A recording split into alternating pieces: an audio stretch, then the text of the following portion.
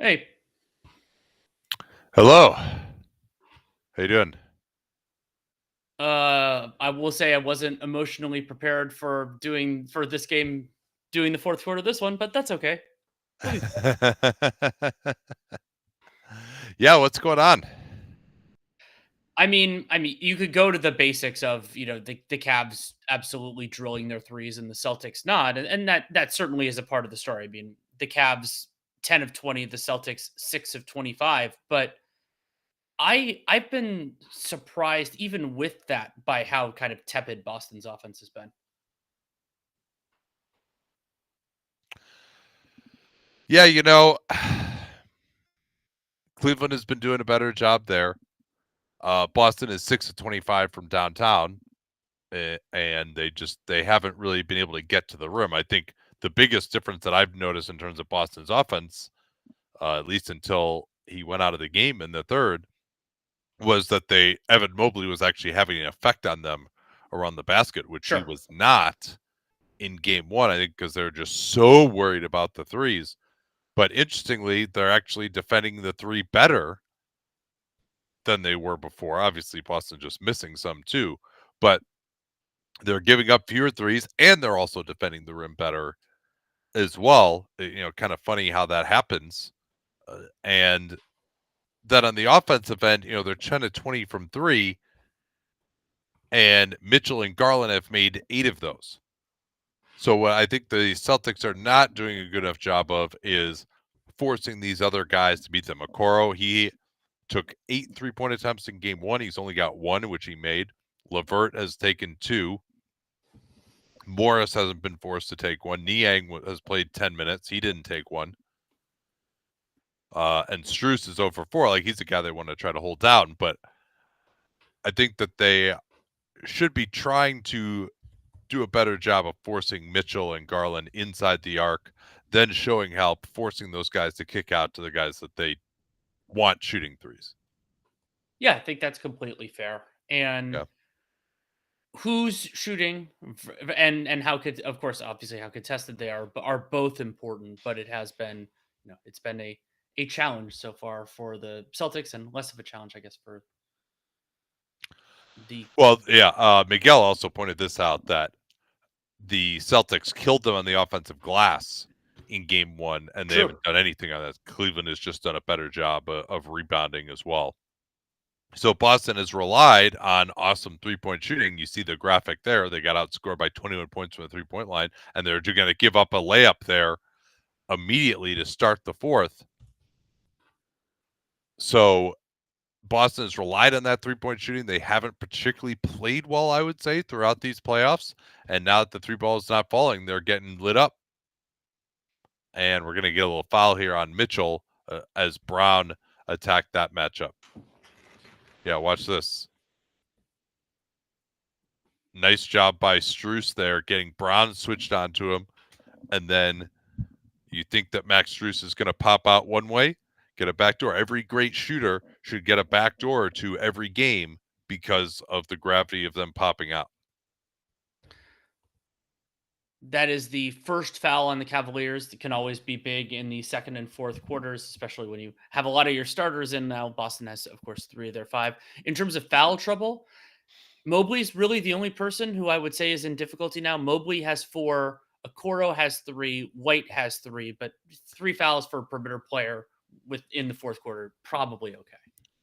Yeah, and Tristan Thompson, who was excised from the rotation in the first half of this game as they tried to go small to boost the non-Mitchell minutes. And Mitchell is staying in here to start the fourth, with Bickerstaff really trying to go for it. He doesn't want to give up a run as they did in these minutes in the first half. Mitchell tries to get open on Brown, and he banks it Thanks in. it.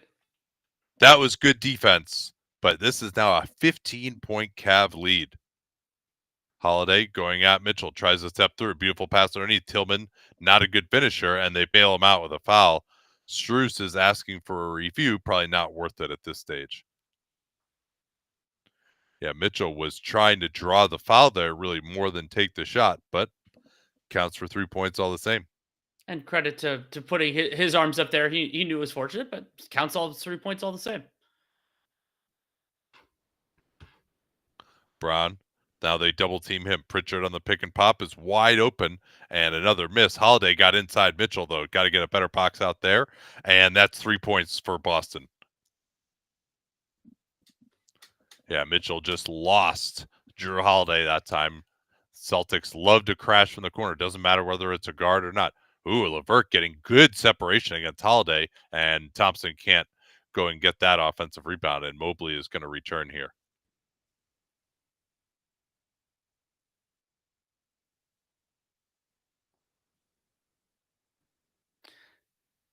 You brought up Darius Garland taking his threes. He hasn't had to do much from two, but yeah, the minutes when he was on the floor with no Mitchell in the first half were rough enough that I understand why Bickerstaff is trying to push here. And in terms of the timeout situation, Boston listed by the official box score with 4 timeouts left, Cleveland with 2. So there should be a fair amount of stoppages during this fourth quarter.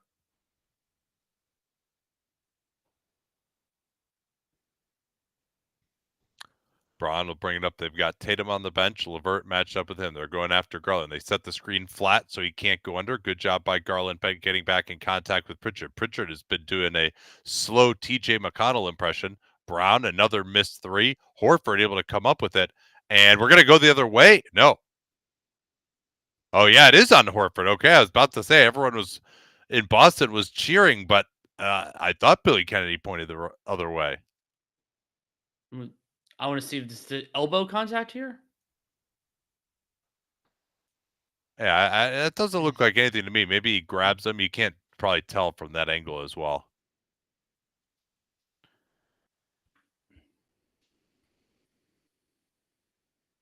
Mitchell spinning by Tillman. What a move. Yeah, and Mitchell, we saw in that game Game 6 against Orlando, he can use the threat of the 3 to get into the lane and cause some real damage. Brown against Strus. Nice pass. Finds Tillman underneath. This is not an advantage matchup for him against Mobley. He has to kick out. Mobley has really caused problems for them. Brown slips down. Now Holiday will try it. Mobley forces him to pass it. Rushed 3-pointer by Pritchard. That's all Evan Mobley on that possession. Mitchell, oh, he lost Braun with the crossover. Then the Euro. Oh, that is sick footwork. And Joe Mazzulla is going to have to talk it over. Boston's in big trouble now, down 16. 9-5 start to the fourth quarter in favor of the Cavs, who already, of course, had a double-digit lead coming in. And yeah, Donovan Mitchell continuing his absolutely scorching night. 29 points, 10 of 18 from the field, 5 of 7 from 3. And, 6 assists, only 1 turnover. The Cavs only have 8 turnovers. That is significantly more than the Celtics. But the relative part of that doesn't necessarily matter as much. If their turnovers are low, that's going to create fewer opportunities for the Boston Celtics. Yeah, Boston now 7 of 29 from 3. But I wouldn't characterizing that they didn't hit one. They were 0 for 7, it said, in the third. And then they hit the 1 off the offensive rebound. I would say that's the only look that I found particularly compelling for them. White was taking some very difficult ones, which of course he's been hitting. Horford had one wide open in the corner, but they threw the ball at his feet, so it was kind of a tough catch out of rhythm. How floored are you that Boston fucked around and found out? Not particularly. I did pick it in 5 for a reason. This is like the letdown game. Yeah. But I'm not floored. I am frustrated. Because go ahead. I was gonna say, like, does this version of Boston have just like so much more talent than Cleveland? Especially if they're not hitting threes. Like, they're going to have games when they're not hitting threes. They have a lot. They have a lot of defensive talent. I think they could make Cleveland. I didn't expect for that necessarily, but the Cavs are hitting a fair amount of some of their threes are contested. They do have a lot of defensive talent, but I think they are a little more reliant on Porzingis than some people realize. Now they did get Drew as well, but they had Marcus Smart last year. I don't know that this version of Drew is so much better than last year's version of Smart. And they didn't really play great defense in the playoffs last year, I would say. They had some moments, but I didn't think they played amazing defense. And this is something I'm going to talk about with John. I brought up last week, too, that rim protection and the ability to space out that rim protection is maybe the biggest strategic theme to me of these playoffs. And Boston is not a great rim protecting team. And once you have Mitchell able to get to the basket like this, and with him shooting like this, they certainly need to be like packing the paint more than they are. But like Horford, once Mitchell gets in there, like Horford's not some massively intimidating presence. So they need to get more help from the perimeter and force the Cavs to beat them over the top a little bit more. And that point about the rim protection and spacing out that rim protection will be essential in our nightcap, the game that we will do in full of the competitive portion, Dallas OKC. I'm really fascinated to see what tactics, what strategic elements are different in game 2 than they were in game 1. Yeah, I hope that we don't lose our fascination with that series because Luka just can't do anything. That's what I'm fearing, that if he comes out and struggles again in game 2, we're gonna kind of be like, well, this series is over. Yeah, it's possible. Definitely possible. Eventually, I'm gonna learn my lesson and stop expecting Boston to sweep. Well, I learned that lesson last year. Yeah. I learned it last year in the first round and then unlearned it in the second round. Tatum, Strus is guarded well. Mobley comes over on the strong side. Tatum tries to back down, but like that's not the shot. And part of it's because Mobley's there. That's not the shot that gets you back from down 16 with 9 minutes to go in the game. Horford has been matched up against LeVert. Strus, tough footwork, and he drains it. That's one of the ones where you're like, yeah, it may not be Boston's night. And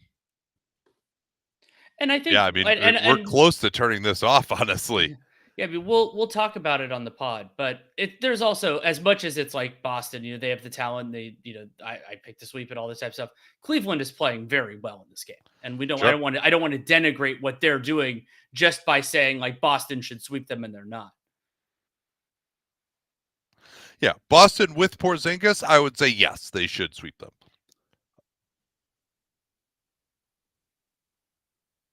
Mitchell crosses over. Good help from Holiday. Oh, nice little play call there by the Cavs, but the Celtics rotated over with alacrity. The Cavs continually had another option out of that when Boston successfully switched it, slipped Mobley to the rim, but they were able to get enough help there. And Mobley has been much better as a finisher. That's been another element that's been important in this game. But that time he kind of kept it low, got stuck, and wasn't able to power up. Strus has to step back, top of the backboard. White can push it to Brown. Brown going to go into 3 Cavs, kicks it out. White, no hesitation, and he's just been way off today. And I talked about it a little bit in my Discord chat for Dunked On Prime subscribers today. They bring up the stats of like Derek White's shooting the best on this volume since X. And I'm like, always when you're in process, remember that the reason why those numbers, like it's always like, oh, nobody's ever done this before, is because you haven't finished building out the sample yet. And so I hope that Derek White shoots 50% on a billion threes because that would be really fun. But you're going to have nights like this. That's just the way it goes.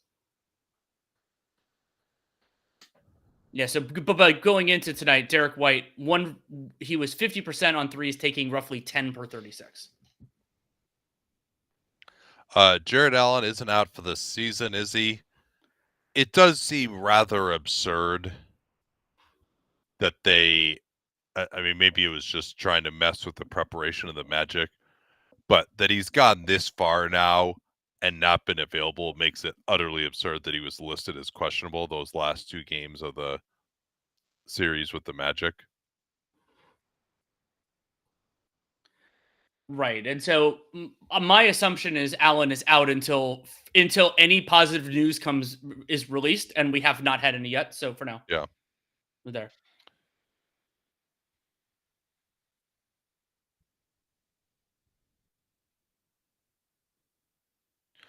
Oh, that's a good one. What is the best 3-point shooting postseason ever? Huh. By a single player or the... Yeah, I think by a single player. I'm going to guess... I'll see if I can do anything on that. Yeah, I mean, probably one of the Steph seasons. Yeah, that like feels right to me. His 20, he missed part of 2018, obviously missed part of 2016. I mean, maybe, like, they didn't win in 2019. but he certainly was very good before that. Like I think he averaged like 36 or 37 in that West Finals. There might be some Reggie Miller ones if you want to go back, or maybe a Ray Allen.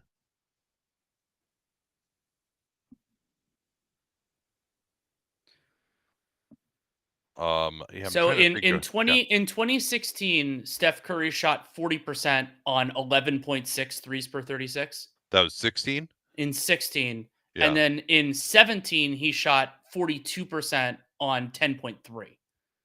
Yeah, that's probably that's pretty good.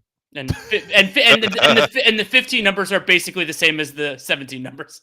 So yeah, pretty good run. Incredibly in 16, in part because Steph didn't play, Clay shot 42% on 10 per 36 as well.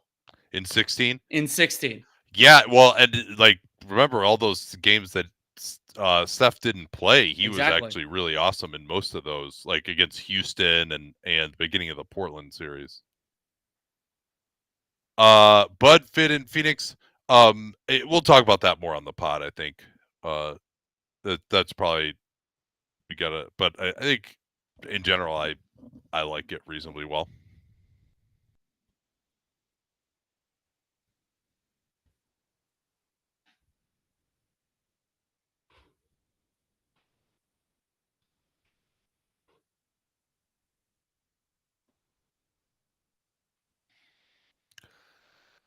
Yeah, so here's that comparison with game 2, and an apt one, it would seem.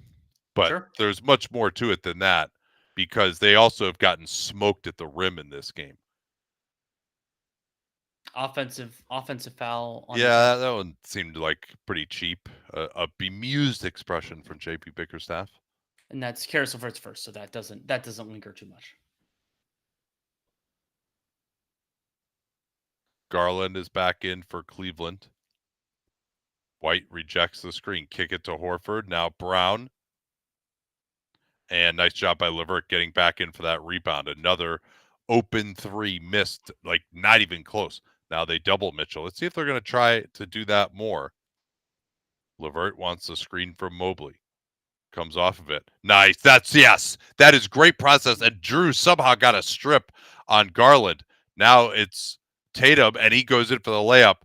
So Garland couldn't execute there. That was a great play to get the help over on one side and set up that drive. Bulls do a lot of that too with Dosunmu, but Garland just somehow got stripped from behind. Great play by Holiday, but not strong enough. So yeah, here they go. They're double teaming Mitchell now. He's trying to get out of it. Kicks it out. Corner Strus. Horford came all the way over from the opposite side, but not quickly enough. And Danny, I think we could probably take a little break here until the next game. I'm fine with that. This is an 18-point game. I will try to. If it gets back to 2 possessions, I'll turn it back on. I promise. Yeah. But yeah, I'll be keeping an eye on it. Yeah. Okay. We'll be back in at the start of OKC Dallas.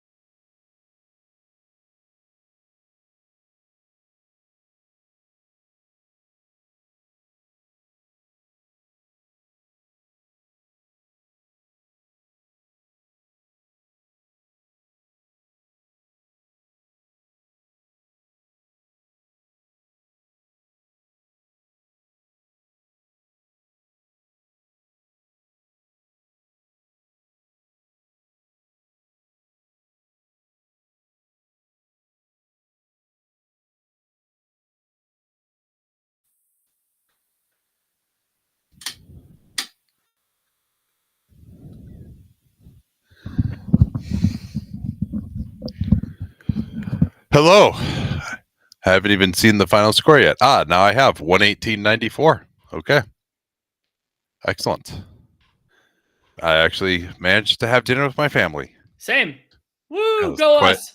Yeah, no, it was really, really excellent.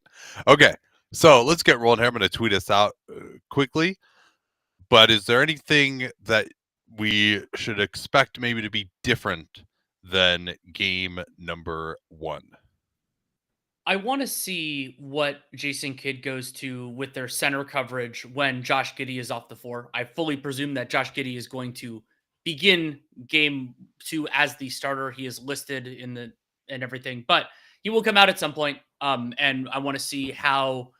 For me, the answer there, we talked about this on the pod, is put the center on Lou Dort and kind of keep the same general structure. But I don't know if that's what Jason Kidd's going to do.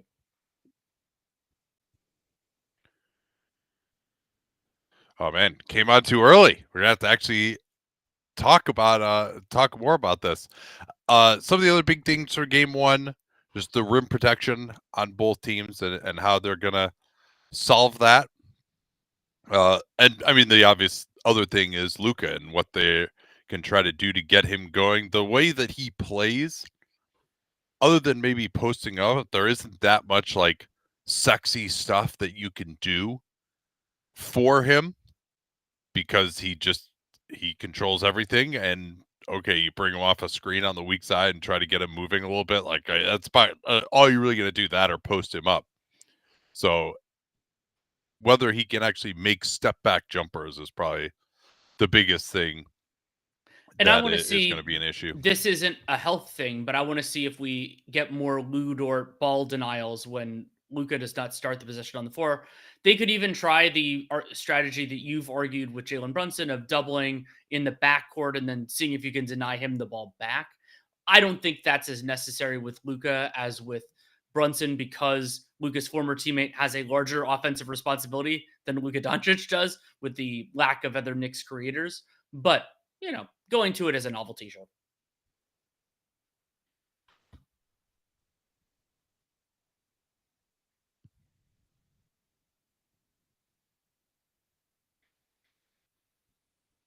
Yeah, we just hit a few of these questions. Tatum picked up a flagrant one at the end. Yeah, he swung and hit LeVert in the head. Flagrant one absolutely seemed like the right call. And I mean, I don't think of Tatum as a player who will pick up enough flagrant foul points over the course of the postseason for that to matter, but it is possible. Was it me and Hollinger who pondered the Celtics would lose a game in their run to the finals? It wasn't me. I picked them to be 5 in every series until they actually close out a sweep.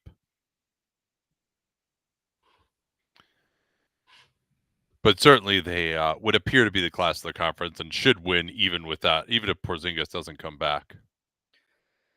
Is it a negative that Tim Hardaway Jr. can play? I would say in this series, I would rather not have that club in the bag than have it. Though if there are further injuries to the Dallas Mavericks, then that can change. But he's so limited defensively, and Hardaway Jr. I brought this up. It's in many ways there are parallels with Tobias Harris. He's not good enough offensively. Even the idealized version of him isn't good enough offensively to justify the shortcomings too. And that's obviously not to my opinion, an accurate interpretation of who he is. Yeah, and OKC is very attuned to trying to attack quickly against guys who can't really handle someone coming downhill. And they have so many different players they can create with the ball in their hands that it's a lot easier. You don't have to do 3 things to get Hardaway Jr. onto somebody who can hurt him. All right, about to get underway, and OKC looking to become the second team to go 6-0 in these playoffs, and Chet wins the tip. They'll get it into Dort's hands to start things out, and that's interesting. They've got Luka on Giddey to start the possession. They changed it up right at the beginning, seeing what play they're running. Here's Dort on the attack, and Gafford picked him up. Now Dort's on the ground, and a jump ball between Dort and Irving.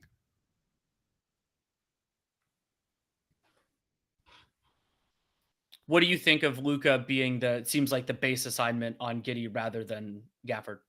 I want to see more first and see if that was actually something more than them just switching that up, knowing that a certain play was coming to try to go at Luka.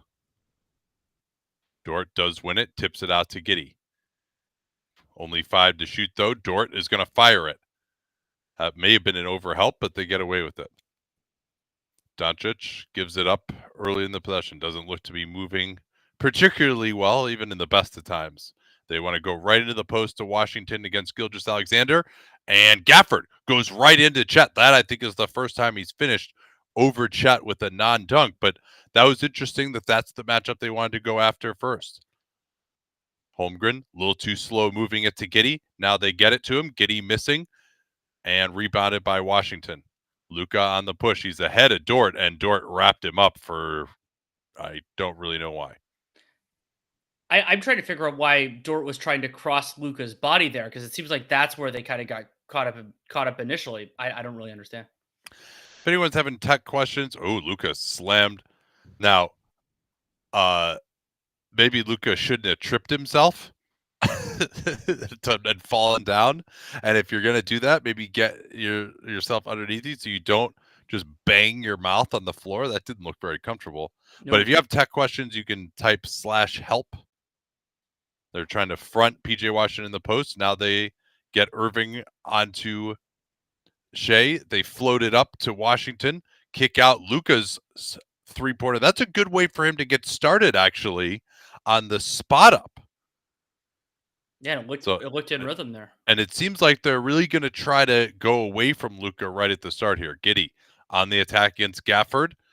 Shea is in no man's land, but he gets it out to Holmgren. Holmgren hasn't shot it particularly well. Now they throw it ahead. This is going to be easy. No, it's not. Wow. But Jones Jr., he tries it. Can't finish. Still tipped around. Still loose. Mavericks didn't do much on the offensive glass in the first game, and they beat him up there, and they now lead by 7 all of a sudden. And that was a Jalen Williams transition block, reminiscent not in style, but the one that he had against CJ that kind of clinched the sweep in New Orleans. Oh, and Giddey, nice little fake DHO. I'm sure this is something that they wanted to emphasize. They've been giving him the ball against Gafford, and he beat him that time to open the scoring for OKC. And now they can continue one of the dumber traditions in sports of sitting down when your team scores rather than the other team scoring. And what do we have here? I think that might have been a reach on Shea. I didn't see a ton there. Maybe you wrapped him. I think it might have been a 3-second call, actually. Yeah, 3 seconds. There you go.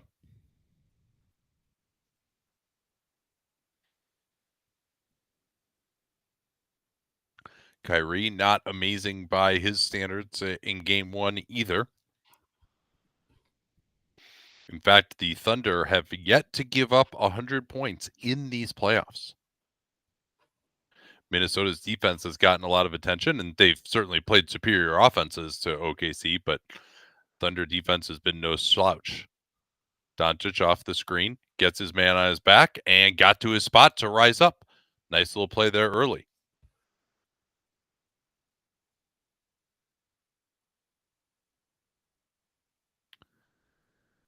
Here's Jalen Williams. Crosses up easily on his man, PJ Washington, but Giddey missed the floater. He tried to kind of get into that Hartenstein spot, but wasn't able to finish it. Here's Luka stepping back. Uh-oh. But we said that at the start of the last game, too. Yeah, but Luka with 8 quick points. Yeah, he was 3 for 4 and then 3 for 16. Starts out 3 for 3 tonight. All right. I'm not sure if you guys are seeing this feed pixelating, but I'll try to see if we can talk about that as J-Dub and trips on the cameras. Notable in the early going, part of it by scheme, part of it by circumstance.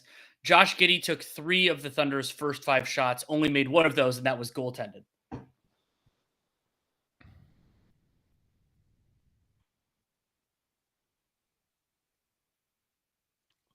Only 3 points for the Thunder. Wouldn't say their shots have been terrible necessarily. No, I wouldn't either. They've gotten a couple of pretty clean look. Well, they had that one late clock look from 3. That one wasn't fantastic.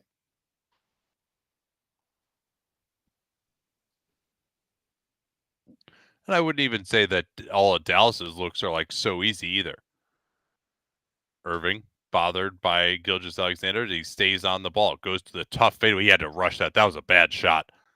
No, 0 pass possession, and J-Dub has a 7'2" wingspan. Now he'll try to kick it out, has to throw it in the air to Shea. Shea hasn't really had an attack yet, likes the matchup against PJ Washington. There's a guy at the nail. He gets him up in the air, and that was a great finish because Gafford came over for another play. Now they throw it ahead, and it gets knocked away by Shea. He's got a couple of deflections here early. That was some really nice footwork from Gilgeous-Alexander to get Washington in the air, but then move forward enough to get a better look rather than trying to get the foul. I mean, you could have tried to just get 2 free throws, but I'm happy with that. And Jones Jr. hitting that three-pointer. So Dallas, 16 points already. Shea going at Luka. Luka tries to steal it from behind, and Jones Jr. is going to pick up his first foul. Shea, of course, got to the foul line a ton in the first half of Game 1 as the Thunder built nearly a double-digit lead. And what do you think of that call? It did seem like a reach to me. I'm going to refresh real quickly here, see if maybe it's on my end that I'm getting all this pixel. Okay, I don't think it is because I have had it too, but we will see if Nate's thing goes better. 16-6. These are Shea Gilgeous-Alexander's first and second threes of the game, and whether he can get to the free throw line as much in this one, that will be, of course, a big swing factor in it. And I want to see how this game is officiated, whether they're having kind of the same type of soft calls, because that'll be frustrating. Shea hits that free throw, and OKC back within 8. Washington will bring it up. They definitely don't want to have Luka bring it up too much. Good pressure there. Oh, and Dort just took it away. And what's this going to be? Backcourt? I guess that's only true if Luka touches it first. Yeah, it goes off of. I thought Dort got there first. I think that's a bad call. Rick Carlisle is already drafting his memo. Oh, Shea, nice reaction there to get space on Irving late from Jones Jr. We've seen Jones Jr. hang out a lot at the nail if he gets switched off of Shea. That's a coverage the Suns would go to a lot against Luka, as we'll get the offensive foul on Derek Lively II. Lively struggled in Game 1. And Lively commits an illegal screening foul basically immediately after he checks in. And, yep, completely illegal screen. Yeah, got the knee and the legs outside the cone of his body. Out of the corner, Jalen Williams, and he hits that. This was a lineup that had some effect at the end of the second quarter as Giddey is out, Jalen Williams in, but he does provide a place to attack and pick and roll defense. Oh, what was these confrontations at the rim in this series are ridiculous. Here's J-Dub pushing it up, and OKC back within 3. This is incredible. These rim protectors have no fear. These dunkers have no fear. They are just going at them. Now Luka, stopped by Dort, kicks out Washington's three-pointer. That's the shot they need with Chet helping off of Washington.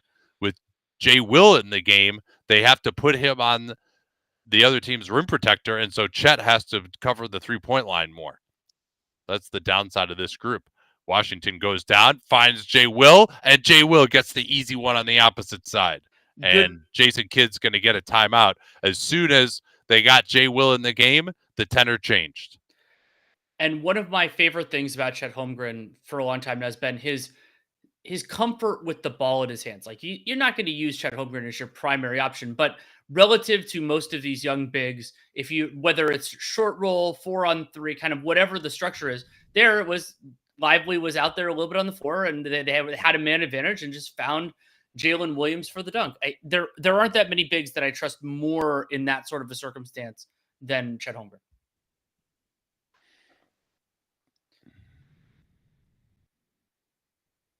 Didn't get to watch the Celtics game. What the heck happened? I mean, we'll talk about it, of course, at length on the podcast. Part of it is the 3-point shooting variance. The Cavs were absolutely on fire. They were roughly 50% during the competitive portion of the game. The Celtics were decidedly not that. I think they were like 0 for 9 at one point during the third quarter. But I think, and I'm probably going to open with this on the pod. I think that focusing on game 2 as yet another Boston game 2 collapse and, the Celtics aren't mentally tough and all that underappreciates how well Cleveland played in this game. This to me was not quite the same as Miami's shooting variance bonanza in the previous series. I thought Cleveland just did a really nice job offensively and defensively, helped by the missed threes and the made threes.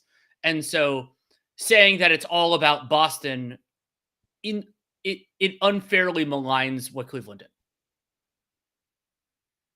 did. You cannot pause on playback if your TV feed is behind us, but there is a YouTube link, which I will share right now. Or you can, if you have League Pass, you can just use a VPN and just get it all in one window if you just tell them that you are overseas.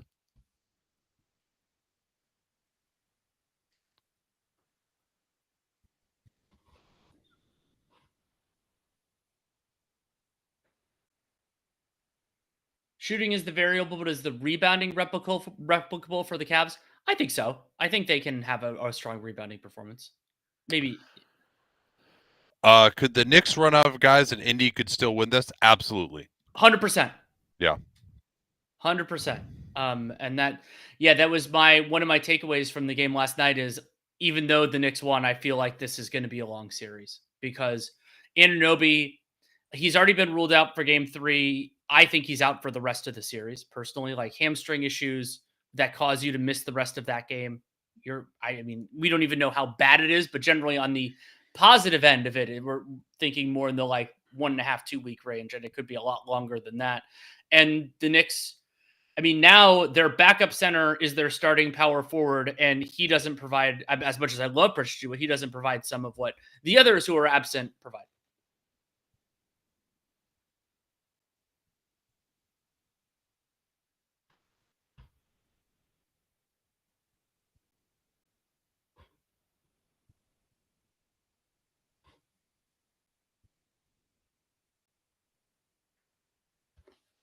Yeah, so worth noting the Mavs are 4 of 4 from downtown right now. Mm-hmm. And OKC's 1 of 4. Yeah, and 2 of those makes are by PJ Washington, Derek Jones Jr. Trying to bring Luka off the weak side. Dort was ready for it. They get it to him. He tries to attack. Goes in through the arm of Dort and scores.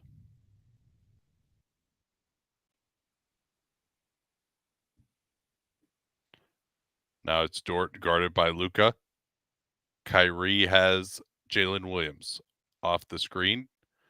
Late switch with PJ Washington. That leaves Jay Will open for 3, and he back rim and downs that one. He's got a couple of 3-pointers now. A very solid 3-point shooter. So they've got Chet and Derek Jones Jr. They do not switch with Luka and Chet. Luka gets to the backboard, can't get it. Shea on the push. He hasn't done much yet. Oh, blow by. Too easy. PJ Washington thought that he had him contained, kind of looked away, but Shea was only going at 3/4 speed. He accelerated and beat him. Now they go at Jay Will. Oh, the Lively actually could have gone all the way to the basket there, but instead they set up the 3 in the corner. 3 of 3 now for the Mavericks lower usage guys from long range. Oh, nice crossover. Look out. Oh, yeah. I mean, that's Luka just like that's J-Dub. He likes those sweeping left to right and right to left crossovers, and Luka is just too slow to stay with that move. But he can set up Jones Jr. in the corner. First missed 3 for the Mavericks. Having Jay Will on the floor also helps OKC's defensive rebounding, which at times was a challenge in both the previous series and in game 1. Jay Will setting the screen right back. He gets past Jones into the lane. Dort closed down nicely by Irving. This is not going to end well for Dort. Right off his leg. I mean, once he drives like that, it's just not going to work. Like you could just, particularly in this series, you could just predict it. So Chet's going to sit down. They're going to bring in Hayward. And speaking of things that aren't going to work, I don't think he had some terrible plus minus in game one, but yeah, so Hayward and Jay Will, I think Dallas can really get some hay in the pick and roll now. Hayward's not in yet. They went to Isaiah Joe here first, and what do we have here? Just a little chuck by Dort. And that is Lou Dort's second foul.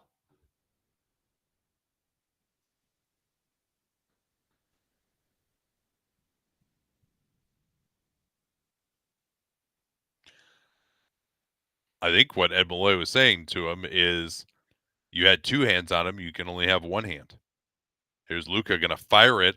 And I like this approach that he's had. The first one, he just got set up by penetration, but to just take that spot up three off the little handoff as Shea gets into the body of Gafford, that was a pretty good look, but he sent it long. Dort still on 2 fouls, showing his hands nicely. Luka's going to fire it. And that's the one where I think it looks like he just isn't getting the lift. And it's like short and flat. Like the way his butt kind of like stuck out when he shot the ball. Pick and pop. Wide open. Rebounded by Washington. Seems like the Thunder can get that shot for Jay Will anytime they want to. Going after Hayward now. Luka wants it back. Hayward's on him, and Luka acts his way into another foul. That is the third team foul in Oklahoma City. All of them have been drawn by Luka Doncic. But none of them have been shooting. Dallas does a free throw, but that was on a defensive 3 seconds.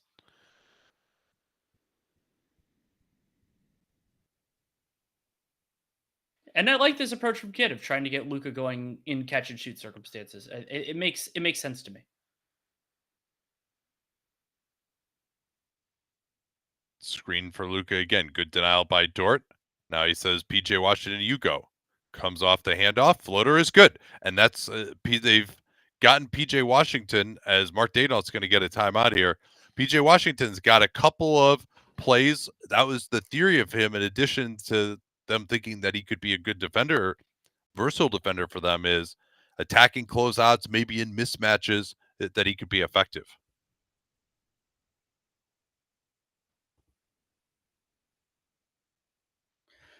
Matthew's sad that Dante Exum has been sidelined in the Crucible. I think he still has a place. He'll play tonight, but he has been kind of marginalized. But there's a place for Exum in the series. He's a capable defensive guard.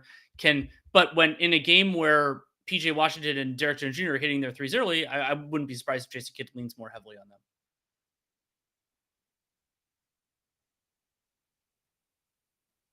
Do you think this Thunder team could have beaten the 2012 one? So the 2012 team that made the finals played the Heat. Probably just because that team didn't have spacing. Yeah, like that's it. Just like the modern basketball element, just the math of it. That, and this is actually another theory that I've had too, that I'm going to run by John probably tomorrow, is you maybe had this interlude with the Warriors, who of course had great players, and maybe the Heat too, but that taking and the Rockets with their small ball as well, that there was this point at which just playing a more modern style was really this trump card. And then now that everyone plays a modern style, we've kind of gone back to where you just have to have more size and athleticism to win. Sure, that's an interesting concept. From Dion, I actually think the 2016 Thunder are the best Thunder team ever. I agree with that.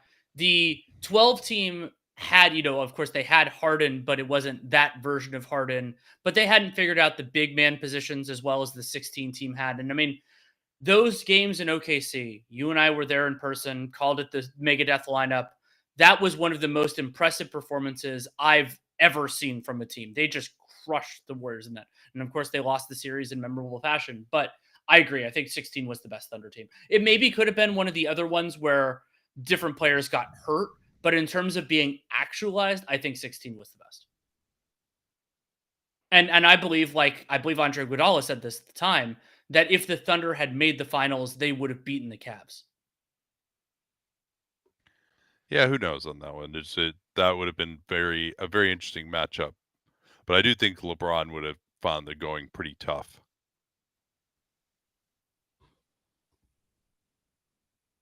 I wonder how different history would be if that 16 team had won. Yeah, totally. I mean, the different decisions that would have been made by some of the key factors in place. Katie obviously, or not obviously, but very, very, very likely doesn't go to the Warriors. That shifts a whole lot of things, and that was a part of the argument for why the Warriors should go after Durant was that kind of the nuclear deterrence argument that having him takes him away from anyone else, which is a part of why the Warriors were so dangerous during that run was that nobody else got Kevin Durant. So Doncic has 13 and 2 assists. He's 3 of 4 from downtown.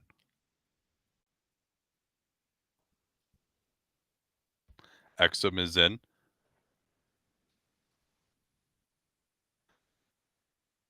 Yeah, this is a little bit of a speculative lineup. 4 bench guys with Shea, Jay Will with the floater, and that's not an amazing shot. I think the Mavs are in zone there. We'll see if we get another look at it, or that was just an after timeout thing. Wallace trying to deny Luka. Luka says go somewhere else. Wallace still trying to deny him. 12 seconds, nothing's happened. Nope. And then they just go straight double and give up a wide open corner three, which is kind of lucky, and Gafford's going to knock it out. Yeah, I mean, I don't think it's necessary to send someone before he even starts his move. But Exum has just struggled so mightily from outside in this postseason. Swing it to the opposite side of the floor.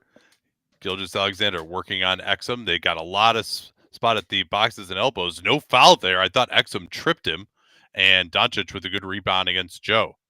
Joe fights back down the floor, but Luka likes this matchup. Doesn't go for the step back. Instead, it's the corner. Washington cashes out another 3. And that was also Case and Wallace helping off the opposite corner, not really doing anything else on the coverage. And Gordon Hayward maybe should try shooting a layup. Oh, that's going to be an offensive foul. Gafford got the elbow up there, I think, on Joe. And I think this is noteworthy here. We're going to see it on the replay. Doncic has the step back against the smaller defender. I think he just has an understanding that he's not making the step back. And then he actually tries to box out and get involved in the rebounding action as well. And that is Gafford's first foul. Lively has one as well, both of which were offensive fouls, not defensive. Chet is back here. Yeah, they are going with more of a 2-3 look. Joe drives in, kicks out. Hayward not looking to shoot. Shea is looking to shoot, and he floats it up over Gafford. I think Gafford could step up a little harder there.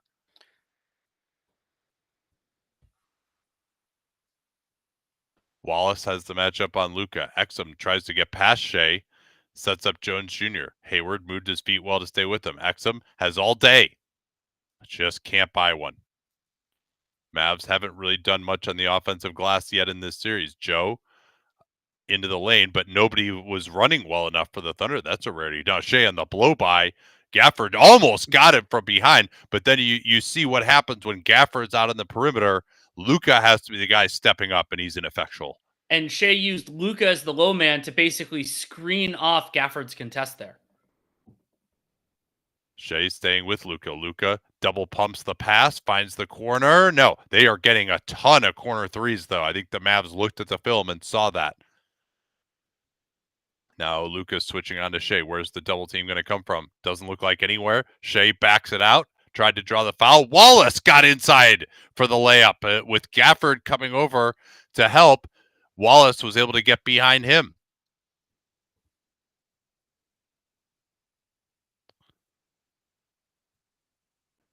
Mavs trying to get the 2-for-1 here with Luka going to his left. Wants to step back. Can he rise up and make one? He can. Luka Doncic, 16 points, 6 of 8 from the field, 4 of 5 from 3. 35 points in the first for Dallas. Swing it to Chet. He'll take the drive. Should have passed it out. Instead, he floats it in. He had Shea wide open for a 3 there. But the Thunder taking more floaters, I think, than they did in Game 1. Maybe that's something they looked at in the film that was available. But now Green is in the corner, didn't want to take it. I think maybe because he felt like it was too early. And that's the brilliance of that strategy that OKC goes to at the end of quarters, going to the trap. And so now Oklahoma City was a shot clock off situation. Now they potentially get a look here. Oh, I don't think Green stepped out before he threw that ball. Well, it's going to be Dallas ball. Oh, okay, okay. I thought it was everything okay ball. there. J-Dub is in. They take out their offensive players, and Kyrie in for Dallas for this last 6.4. Doncic throws it weak side to Jones. Wants to hand back to Irving. Backdoor. Chet is lurking underneath. Oh, Gafford is destroyed, but he's fouled. I think down low they got him. With 1.4, Gafford will shoot free throws. Foul is called on J-Dub, Jalen Williams. Down low. Yeah, he gets him. That's a good call. Yeah. Goes A to B there, and also probably got him on the arm as well.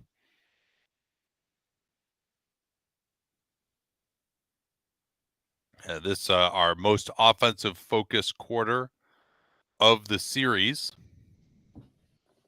Mavs go 8 of 13 from 3. Nobody really getting to the line much, and the Thunder, meanwhile, are only 2 out of 7 as Gafford misses the first free throw. Yeah, Dallas took 13 3-pointers and 10 2-pointers during that first quarter.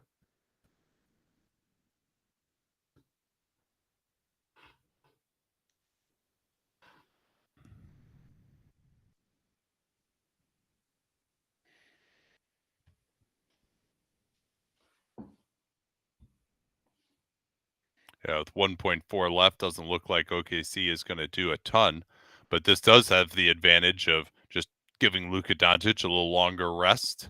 Sure. They'll try to inbound it here way into the front court. Jay Will's going to fire it. Gets it to Chet. He gets it off. Oh! What a play! Did you see that catch? Yeah. Unbelievable. It kind of reminded me a little bit of that Golden State Warriors one. And this, again, is the coaching of Mark Daigneault.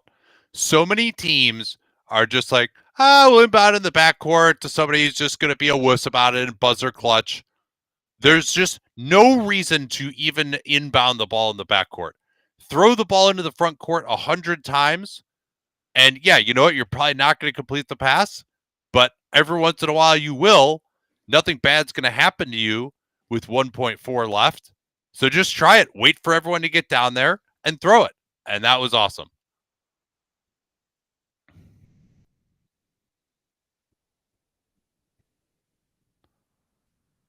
Quick break here for me. Absolutely. Any update on Jalen Brunson's health? No. Typically, with an injury that is not going to keep a player out of a game, you don't get a lot of detail during the off day. May get a little bit, but honestly, like with that sort of injury, unless it's going to keep Brunson out, we may get like a little report from one of the source reporters of like this is bothering him or something. But I expect Brunson to play, so it's probably going to be very nebulous until then. Would you take Denver or Cleveland to make it out of the second round? I'm still picking Boston, and I'm still picking Boston than I am picking Minnesota. Minnesota is a heavy favorite.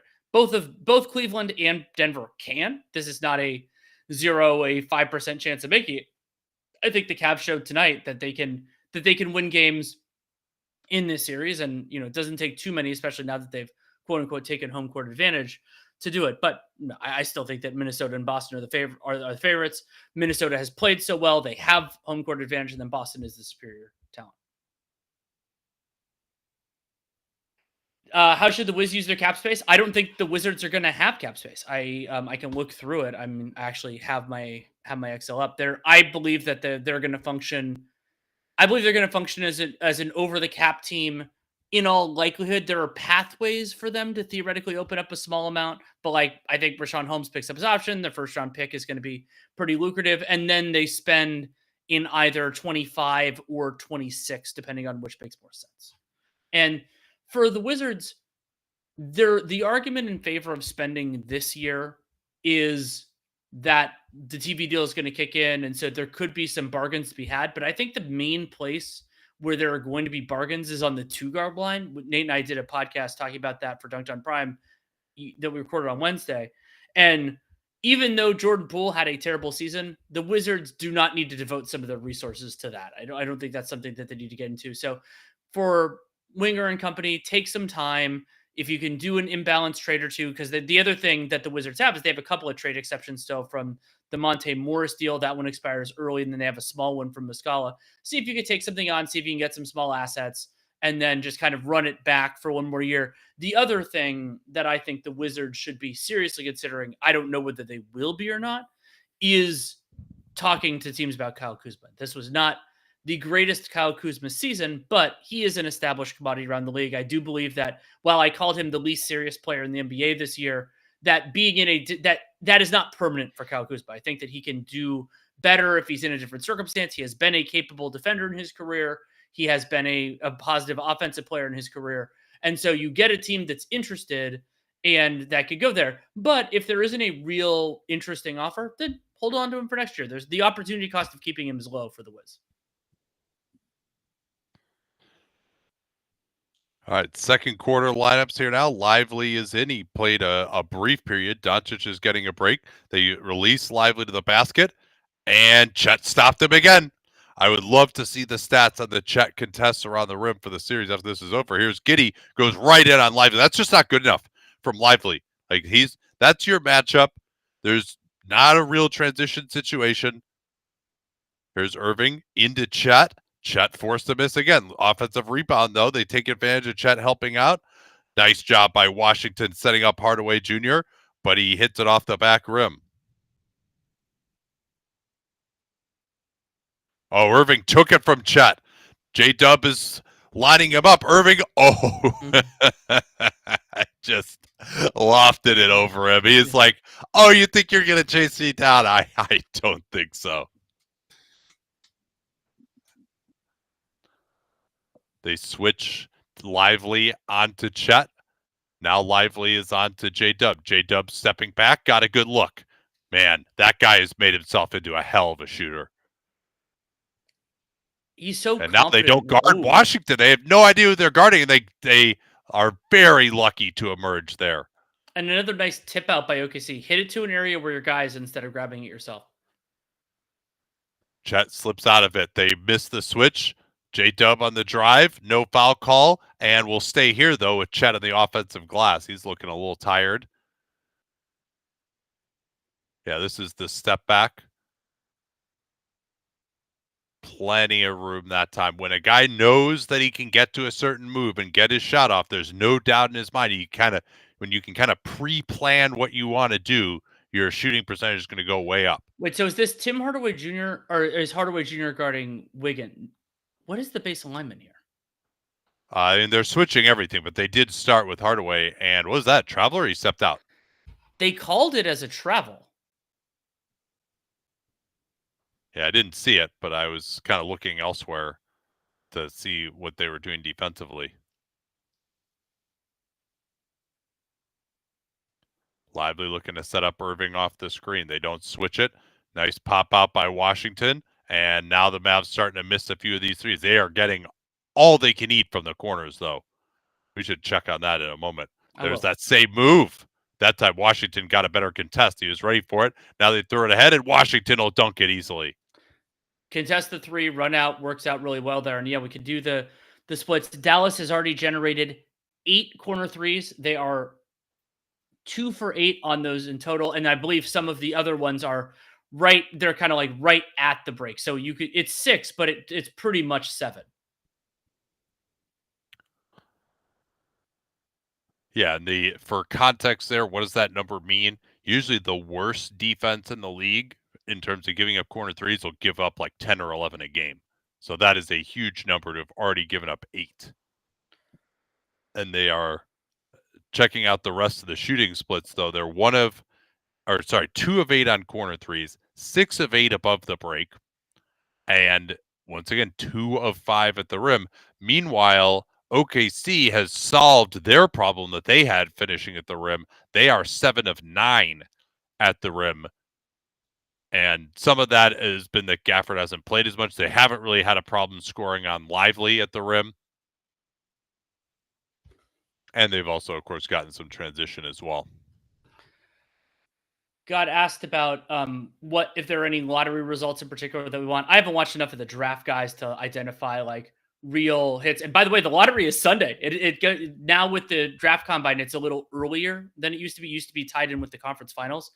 And broadly speaking, I think it would be fun for like I think this might be the last year that San Antonio's all the like that their pick is the fifth. I have the fifth best odds. Like, I think they could be a little better than that next year. So I'd be happy if they did well, got some more talent around Wembanyama. I'm not going to do specific player fits though. I mean, I don't know. I think that this is purportedly a weak draft. The limited scouting I've done agrees with that. It ties in with that. So I'd be happy with most things. So we did get asked too. I don't know if you took this one while I was taking a break, but like results that we wanted to see. Specifically, we got asked about San Antonio getting the Toronto pick or not. Oh, so San Antonio getting the Toronto pick. I like to see stupid trades punished and smart trades rewarded. So I would like San Antonio to get that pick. Would you like them to get it this year or next year? Because I would say next year. I think this year. You never know what's going to happen next year. It still is a top 10 pick. True. I mean, and if it does go to San Antonio, it's going to be 7 in almost all likelihood. Correct. And there will be good players on the board, even if this draft ends up being weaker than usual. But it would be a fun year for something really random to happen, where like one of the teams with the 10th worst odds or worse than that jumps into the top 3. Like, that'd be interesting. What a catch! Maybe the pass probably was actually even better too. I mean, that was like.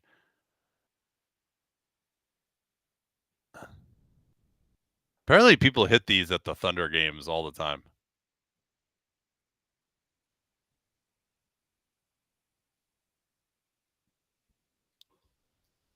Not a long break for Doncic. He's going to return. We'll set the lineups for you as soon as they zoom out.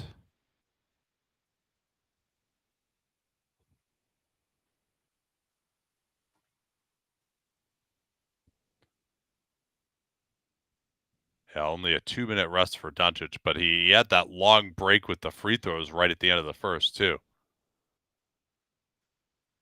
Hand back Giddey. He's being guarded, of course, by Lively. Chet, they get Giddey onto Chet, and that was what they were trying to do, is get the center on him, but Lively got the deflection on the pass from J-Dub, and that enabled Dallas to intercept. Wallace picking up Luka. They've got J-Dub on Kyrie directing traffic. PJ Washington didn't know where to go. Now he's finally into it.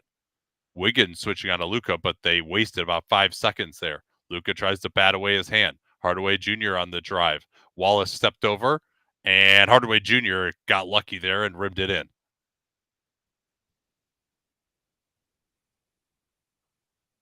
Yeah, Mavs are switching everything right now with this group. Let's see if they keep doing that with Doncic. Chet into traffic. Setting up Wiggins a couple steps behind the line, just missed.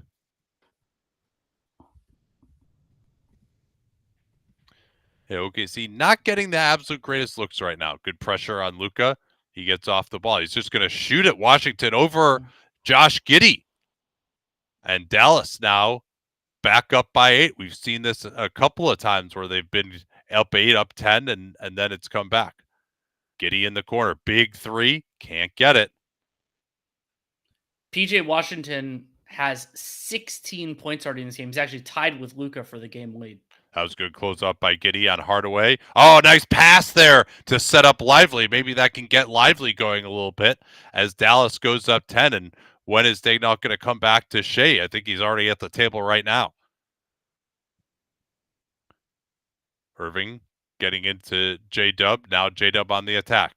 Kicks to Chet. He'll just shoot right over the smaller Irving. But what did we have there? Just a foul in the middle? I believe so.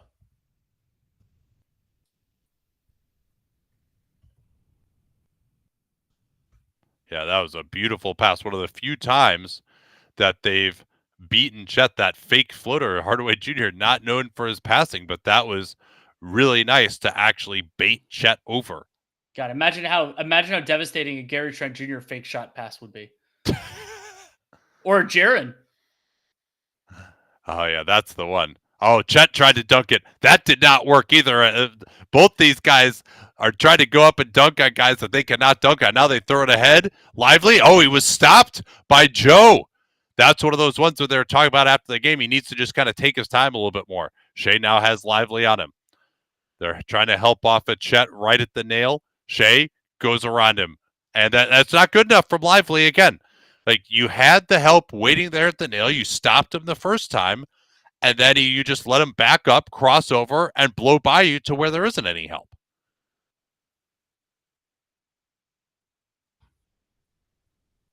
Like, it's really, if you're going to give up that drive from the slot, it's really hard to get a low man over on the weak side versus if you do it from the side. Kick out Washington, corner three. He's got target practice today. 5 for 7 for PJ Washington so far.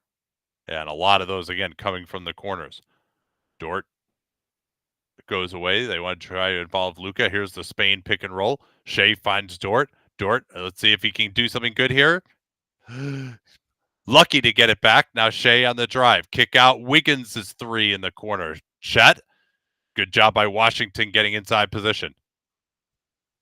Washington has been fantastic so far.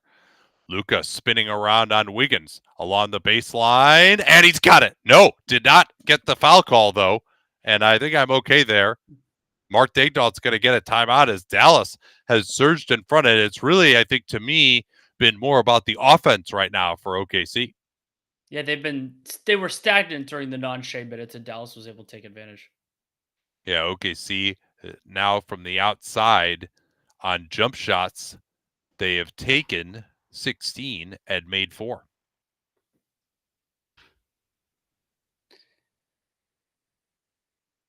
Yeah, overall, yeah. And the Oklahoma City Thunder have 3 made threes on 12 attempts. PJ Washington and Luka Doncic each have more made threes than that. PJ with 5 of 7, Luka with 4 of 5. But it's been a while since I've seen the OKC Thunder just give up shots that are this good. Sure.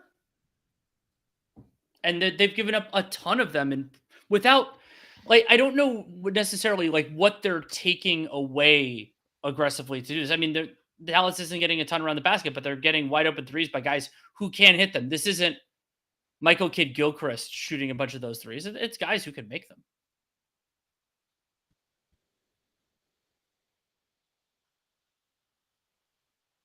Dallas scored well in most of the regular season games against Thunder. I believe that to be the case. And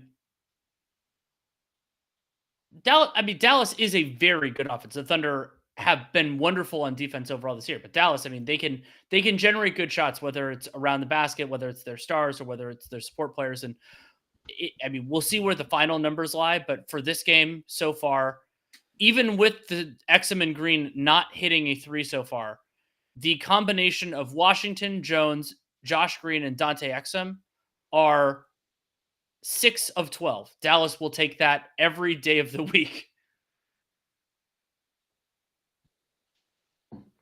And by the way, I mean, Kyrie Irving has only taken 3 shots from the field. He's 1 for 3. He's had a free throw, but that was on a defensive 3 seconds. He hasn't been as involved in the offense, but they haven't necessarily needed that to generate the shots they're doing. And Kyrie, I think when the ball's been in his hands, it's been totally fine. It's just that they haven't used it as much. Yeah, now even with the shots that the Mavs are taking, you wouldn't expect them to continue at quite this clip. Sure. And maybe if OKC can actually make a shot, they won't be in transition and these shots won't be as easy. But they definitely are sending a lot of help from the nail that's opening up the 3-pointer. Or to the nail, I should say. Yeah, it reminds me a little bit of some of the stuff New Orleans did all year.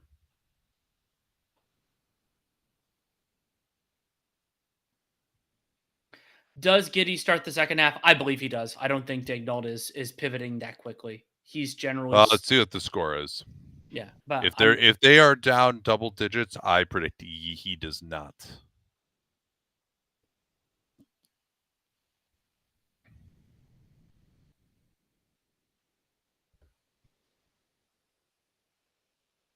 Yeah, I guess we're going to see Jay Will back in now with Chet getting a rest.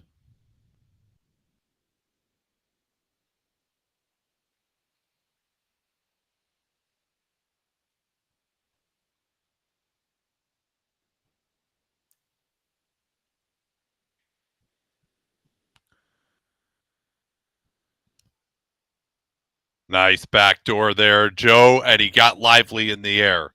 That was a beautiful play. Nice being able to get a system bucket on a play like that out of the timeout is so valuable.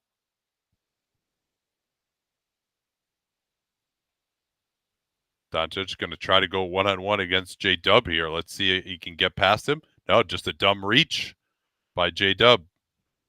And Luka hasn't drawn shooting fouls in this game, but he has drawn a lot of fouls overall. Yeah, I think you probably want to try to maybe back off a little bit and use the length if you are J-Dub to contain him in that situation. And they throw it inside. We didn't see how it happened. But I guess it's going to be Gafford shooting a free throw. So the Mavs baseline out of bounds worked right. Oh, yeah, they went against the zone. Just slips through. And that was a Gafford being a little bit more patient. He flubbed a number of those on his way to 5 of 12 in game one against that backline defender.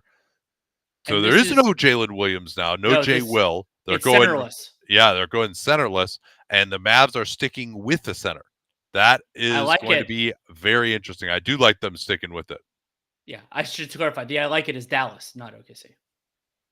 Hey, I like it as OKC too. We'll see. But they also have Hardaway Jr. on the floor, and he's going to trip Isaiah Joe. But this has been a relatively low foul start to the quarter. I believe that is the second team foul on the Mavericks.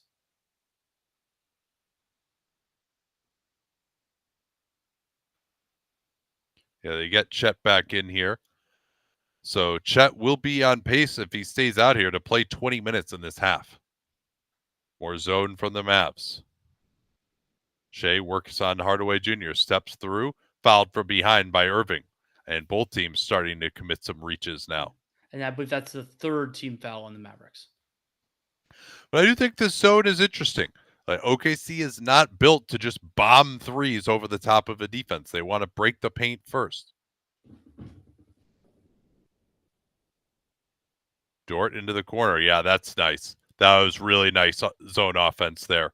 As soon as Shea got 2 on the ball, and Luka is kind of limping a little bit here. As soon as Shea got 2 on the ball, he moved it, and then once there's 2 on the ball, they can't catch up to you. Hardaway Jr. floats it way up over Chet. Tough finish. OKC not really getting the ball out of the net quickly and getting up. Now Shea against Hardaway Jr. I mean, that's just found money for him. It's so easy. I shouldn't say found money. It's easy money because like he can get to that step back anytime. Doesn't even have to worry about the help being there.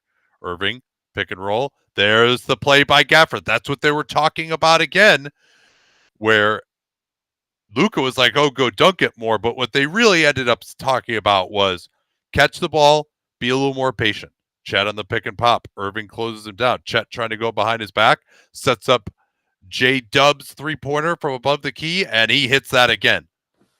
OKC's offense looking a lot healthier now over the last few minutes. Yeah, but so is Dallas's. They're going to try and go after Joe here. Joe kind of just wrapped up Hardaway Jr. Here's Doncic. Oh, he sent Dort flying. Not many guys could do that, but he couldn't get off the ground on the jumper. OKC looking to push it down here. Shea on the attack. Sheds Washington, and he's looking unstoppable on this mid-ranger. Timeout, Jason Kidd, as just a couple of stops from OKC get them out running, and the offense looks so much better.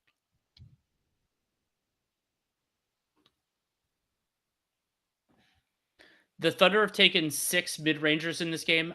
5 of them are Shai Gilgeous-Alexander. He's 2 of 5. The team is 3 of 6.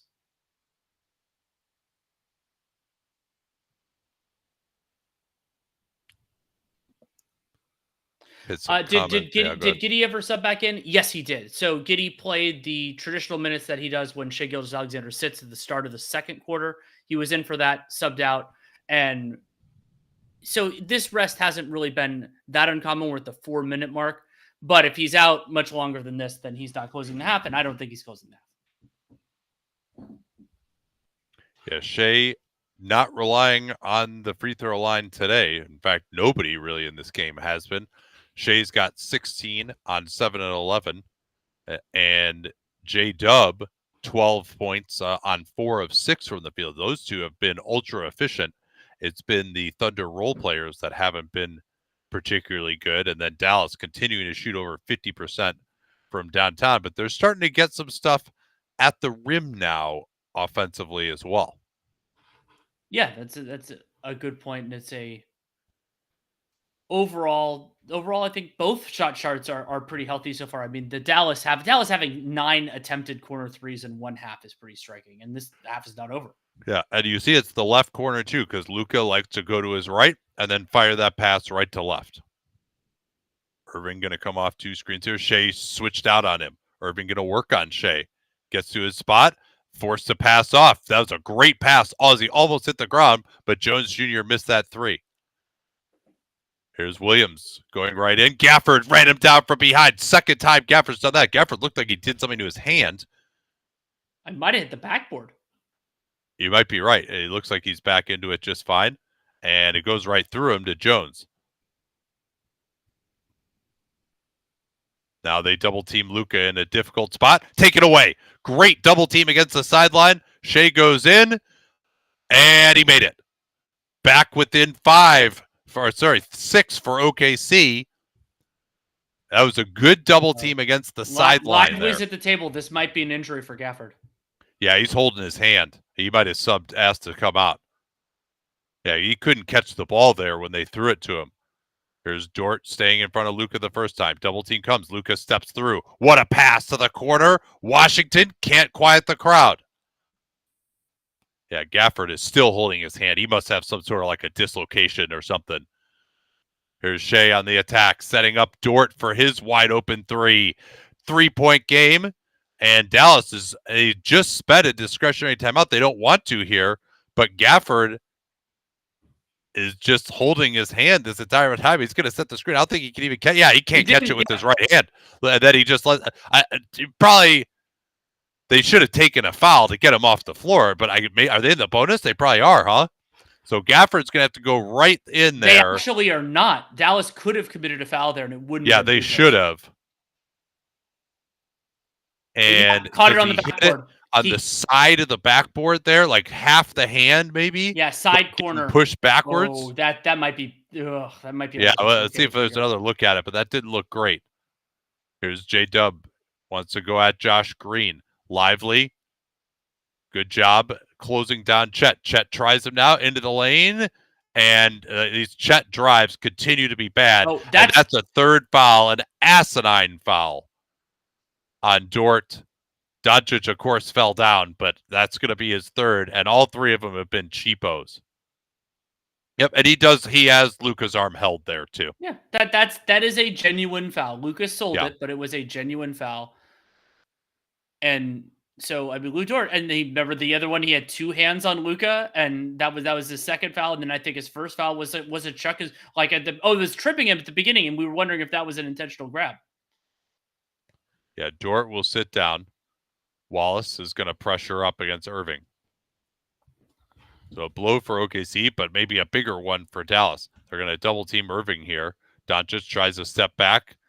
Williams eats up the space. Double team comes. Luke almost threw it over the head of Jones. Green on the quick release. There, they knocked out another corner 3.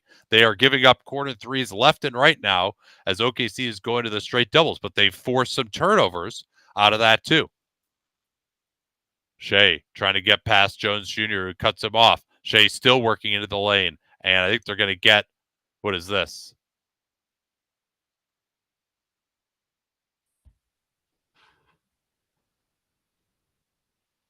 Shea looks aghast at what's going on.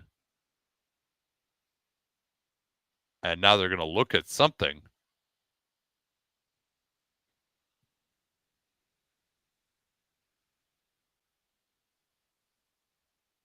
Let's catch it.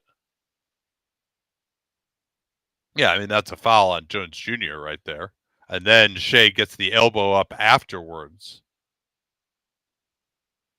So I guess so they're that's gonna. that's sort of like the well, there was a play. Which series was that in where the play was dead, and then there was a foul after that? So that's a technical. Yeah. So I guess that's what that was. Since it was after the foul takes place, he gets the elbow up.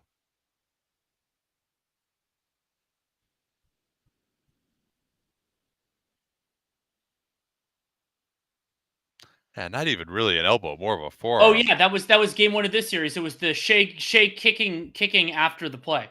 Yeah, good note to the comments. Shea took it personally after the foul, goes right after him, leaves it for Joe, and Joe finishes. I thought Joe maybe got fouled there, and he must have hurt his ankle. He's trying to sprint back. Shea has to pick up Irving in transition off the screen. Jones Jr. fires it over Joe, who's still limping. Hopefully he can run that off. Shea breaks back. Shet getting in, and that'll be a loose ball foul on Lively. I think that is now free throws, second in the last 2 minutes. That's also Derek Lively's second foul, and 2 isn't a problem, but if he has to play more minutes in the second half due to a potential Gafford absence, it could be important. Oh, Chet might have hit his head there on the ground. Yeah, he might have. That or doesn't potential look too hard, hopefully. But I also worry a little bit about neck in a circumstance like that. Hopefully he's okay. Yeah, you would, of course, have to shoot these free throws to stay in the game.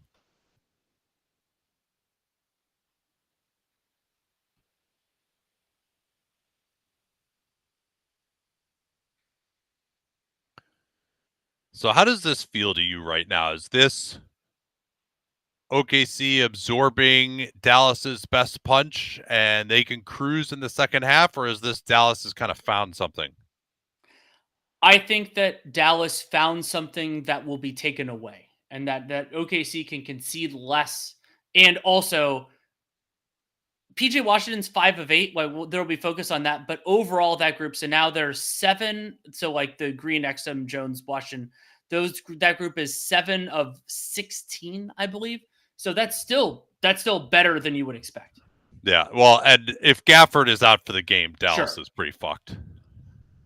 But I think I would try to make Luka beat them a little bit more than he is. See if they can wear him down. He's been able to do this without having to exert too much energy.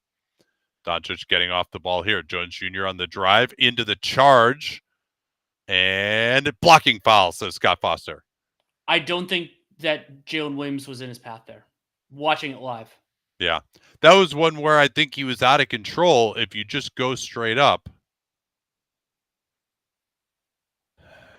Yeah, that's a tough one. Is that one like the thing you asked the NBA official account? Well, it's not. Yeah, maybe it is because does he deviate his path at all? I'm not sure that he does, though. I don't think there's really a Euro step. Is this the challenge coming? Yes. All right, the challenge good.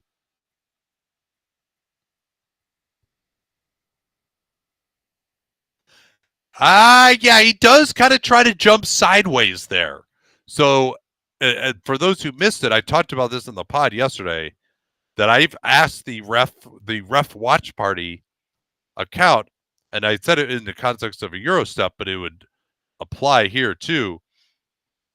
If a guy has established his path, right? So let's say Jones is going straight. If he's established his path and you are in what would be legal guarding position, then if all of it requires is contact to the torso, you don't have to take it straight in the middle of the chest. Now, if you look at where Jones takes off, I think he's kind of like half a body. His path to me is half a body to the right of Jay Will there. If you look where his right foot is. So I would say this should still be a blocking foul, but it's close. I think, as I'm interpreting it, as you described it yesterday, I think this is a charge. I don't think it should. I'm not sure what it should be, but the deviation. This is right on that borderline. So he made that shot, didn't he? Yeah, they're cutting off the clip. I thought he did. No, he did No, he not. doesn't make it. Yeah, I think I don't think he really changes his play, because if you look where he takes off, his right foot is basically kind of in the middle of where Jay Will is, almost closer to his left foot. Or sorry, almost closer to Jay Will's right foot. So I think his path is, I don't think he's ever fully in his path, and that there's like some change of his path. But this is certainly right on the borderline. Also, if you're going to give deference to the call on the floor, I would think that if it is a borderline case like this, you stick with it. But it seems like what they've actually been doing is judging these afresh.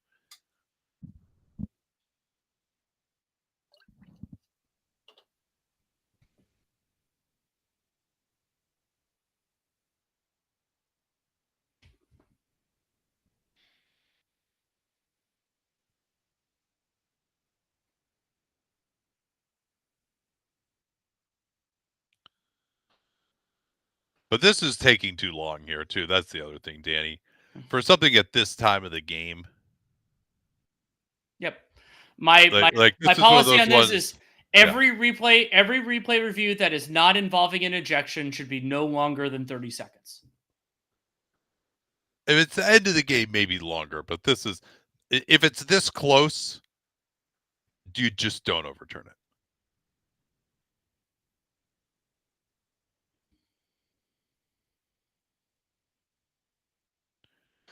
What could, yeah, here.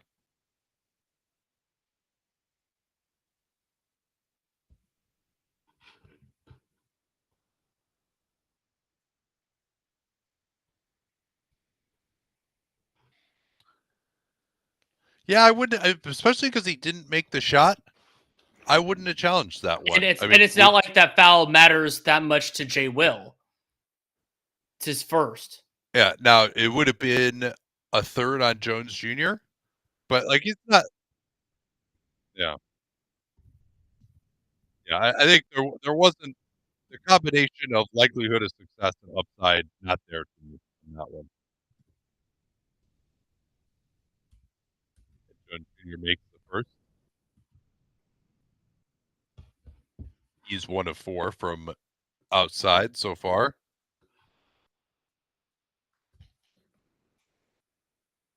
OKC will look to get the 2-for-1 coming out of this.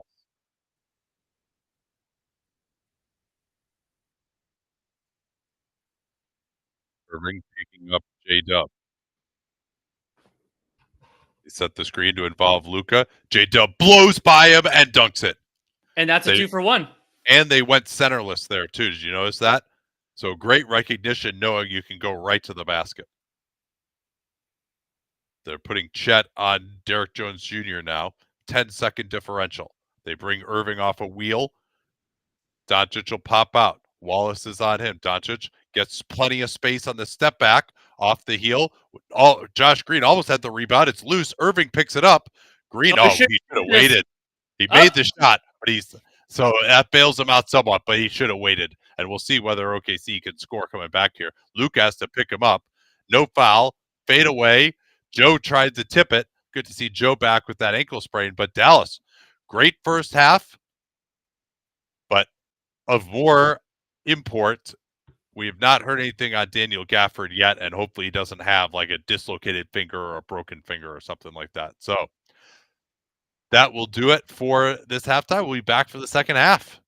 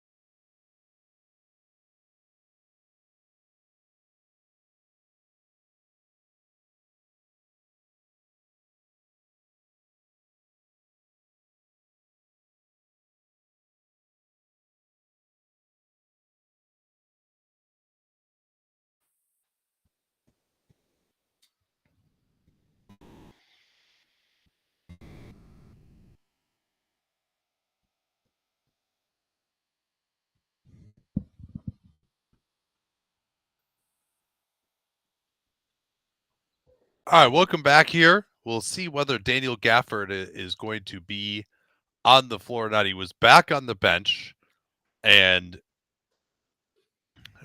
Slater said it looked like a ring finger issue for him. So hopefully that's like a dislocation.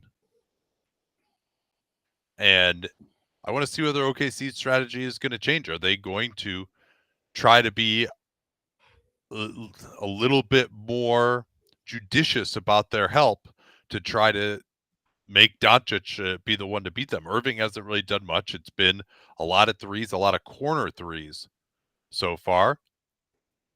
And we'll get word here on Gafford momentarily. And looks like, yeah, Gafford is back, and Aaron Wiggins is starting the second half in place of Josh Giddey. And it didn't take a double-digit deficit to make that happen. No. Yeah, I mean, this in many ways, this game is the series. Here's Jones Jr. Wiggins switches on him. Jones Jr. goes into him and airballed it. Where are we going? I think it's Dallas here. ball. Oh, Chet Holmgren's hand, I thought, hit it last. Okay. And seems like the refs agreed with me. Fresh 14 for Dallas. And Wiggins makes his presence known immediately by forcing that miss. But then he can't get through the screen. Irving, who's been incredibly quiet so far, missed that one going to his right. He's been much better in the second halves. Shea blowing by Washington. Sets up Wiggins for three. Well, pretty good start for that move, isn't it? Especially considering Wiggins missed his only 2 threes in the first half to get that one. That's a confidence boost and to make Dallas think about it a little bit. Yeah, Chet up to touch on that pick and roll.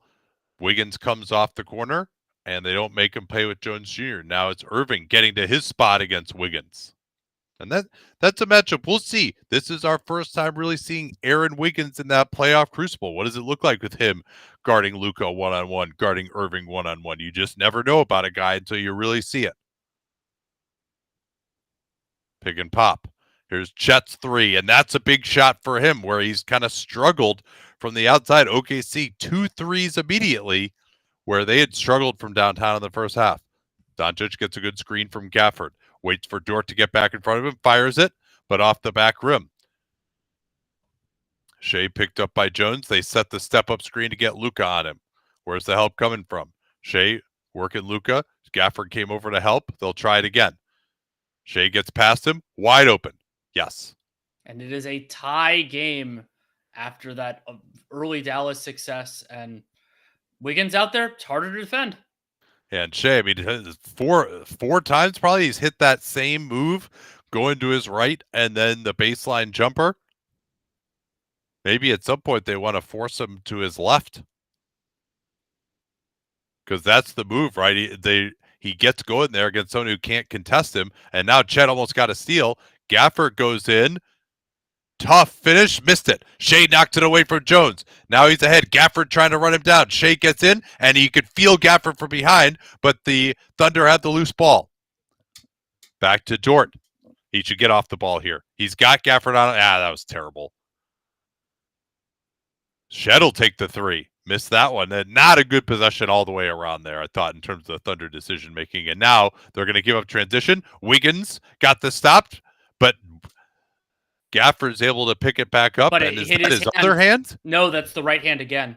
Yeah. Clean block. Oh yeah, Chet hit that hand. That was basically the exact way coming down on top of the hand and pushing the finger to the side again that would cause issues for him. And clearly it must have been some sort of a dislocation for him. Let's see how he looks shooting these free throws. I thought I saw Gafford as he was spinning the ball in his right hand. I thought I saw him curl that finger, which I think that means it's uncomfortable. Like he can't put pressure on it. Yeah. Yeah, I mean, they probably would have just taped it up to the pinky finger. I haven't gotten a great look at it yet. So that's normally how it doesn't look like he has anything on there at the moment. But nice offensive rebound by Gafford. Shea out of the corner. Instead, Chet tries to go past Washington, and that's a foul on Washington. That one I like better from Chet because there's no help there. You had 3 guys trying to deal with that screening action on the left side with Shea. Washington was also attuned to that, so Chet started his drive. Still haven't loved the drives from Chet nor the drives from Dort in this game. Going after Luka again here. 2 screens. Washington switching on to Shea. Shea cut off. Spinning around. Kicks it out. Wiggins. Nice go and catch. Floats it over Washington. That was a good contest. But Aaron Wiggins puts OKC back in front, and he's got 5 quick points in this half. Now they want to go after Wiggins. Let's see how quick those feet are. Irving drew the foul. Wrap with his right hand. Yeah, 2 attacks now by Irving against Wiggins, and he'll get to the foul line. And it was an extraordinarily quiet first half for Kyrie Irving. I believe this is a chance for his 6th and 7th points. Yeah, we got asked in the comments, why not go to Case and Wallace here? I think they just wanted to stay a little bit bigger overall throughout the lineup, and I'm sure Wallace will get his chance here and probably would be in a closing lineup. Missed free throw, a rare one from Irving.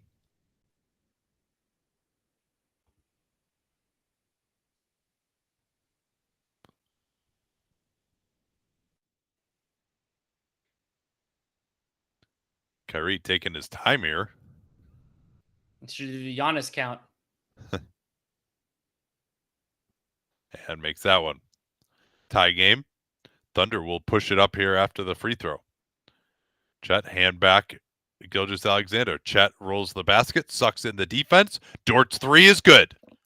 3 3-pointers already for OKC, and Jason Kidd wants to talk it over as the shooting luck has turned here early in the third. 13-4 start to the third quarter in favor of the Oklahoma City Thunder, and they've gotten, I believe it's 2 corner threes now in this. And I mean, OKC, I think they had, let's see, let me pull the numbers on it because I want to get it right. I think they had 6 corner threes in the first half, and they've already had 2 in the second half. Yeah, 6 and 2.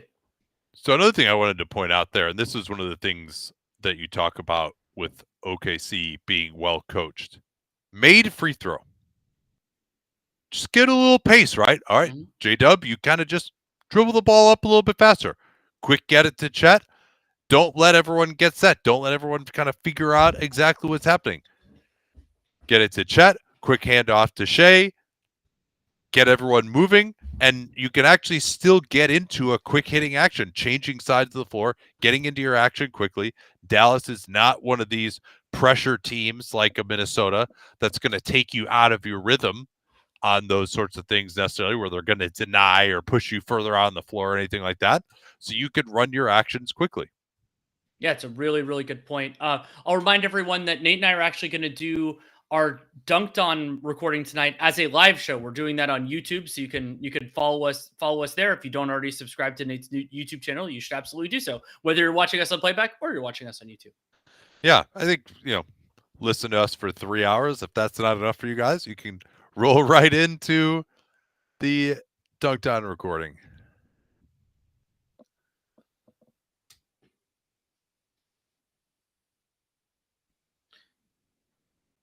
With how both teams have looked so far in the playoffs, who would you favor in a Wolves-Thunder series? I think it would be an absolute delight. Minnesota's defense has been so incredible. I do think that Oklahoma City challenges Minnesota's offense like no team has so far. Yeah, they haven't played a good defense yet. Denver's defense, I would say, has not been good in these playoffs. But Minnesota has been the best team so far in the playoffs to me, so I would they wouldn't have home court. OKC would, but preliminarily, I mean, I think I'd go Minnesota. That first half they played of game 2 was the best half of defense I've seen in a long time. It would be a hell of a series, man. You can go back to the play-in game last year to see what kind of issues Minnesota caused for them. Much different teams, obviously. Both of them a lot better than at that time last year. But OKC is so reliant on getting to the rim, and as much as you feel like you can space out Rudy Gobert to some degree, he's still going to have an effect. And also, Minnesota is one of the best teams I've ever seen in my life at closing off shooters. Mm.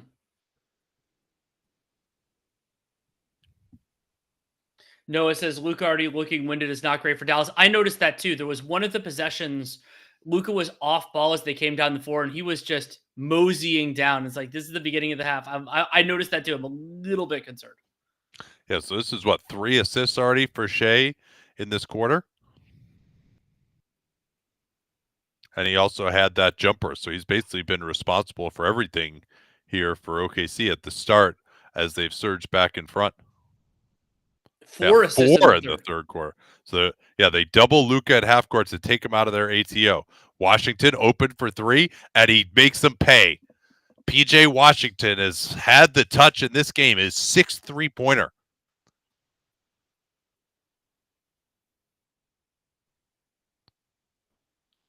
Screen away for Chet. Now screen Gilgeous-Alexander at the top. He gets Irving switched onto him. Wants to get to his spot and rise up. And he's fouled in the elbow. And right there, they can bring more help. OKC doesn't have a lot of spacing. They've got everyone kind of hanging out towards the baseline, kind of similar to what we've seen with Jalen Brunson, where and Jones Jr., he's waiting there. Like, he should just go at that point. Like, what is he waiting for defensively? His job after he switches off, they're trying to have him hang out in the lane to bring help, and then he just backs up. Go get him. Make him pick up his dribble there. Like, throw it over 2 arms to someone on the baseline. Because they still have the center back there, too. They do. Shea with both free throws. OKC has been scoring at will here in the third. Already 15 points in less than 4 minutes. Doncic off the screen. He'll step back. Good contest. Left it short. Rebounded by Shea. Shea's going to work on Washington. Sends it back to Chet. Chet will try to drive. Luka steps up to try to take the charge. Terrible shot by Chet. Oh, but Wiggins went right past Luka. Completely out-hustled him. Here's J-Dub going in. Missed it. Tipped around. And Dallas has it. No foul on that play. Yeah, a little bit out of control there from Jalen Williams. Could have slowed it down. Now Irving into a bunch of arms and turns it over. He had a man in the corner, but the OKC length takes it away. Now they double-teamed Shea. Shea lost it, but he'll get it right back. J-Dub on the pop. Corner Wiggins. Eluding Jones. Stays under control. Weak side. Holmgren. Blocked by Doncic. I thought there might have been some body contact, but maybe that was just ball contact.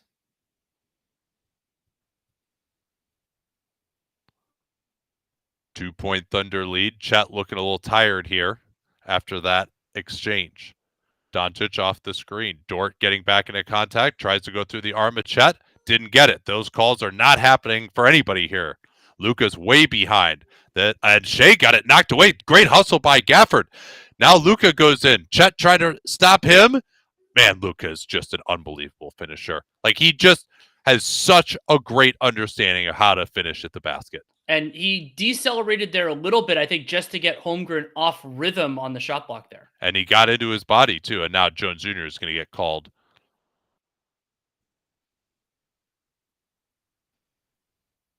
Yeah, I was really looking forward to this confrontation as it developed to see how Luka was going to do it. And he jumped. This is incredible.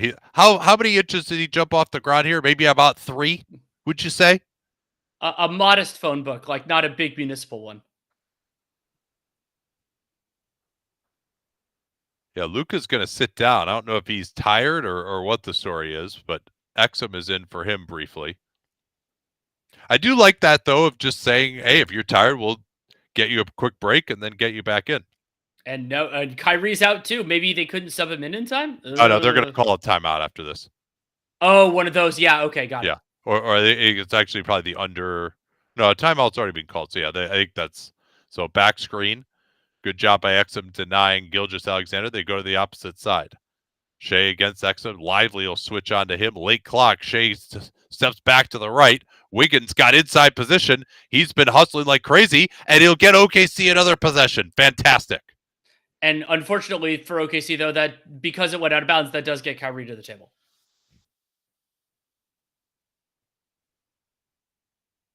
Yeah, Yeah, and it goes off the foot of Jones Jr. in the end. obvious small market bias from the officials there, making their correct call. Yeah, maybe that was just an error that they both went out.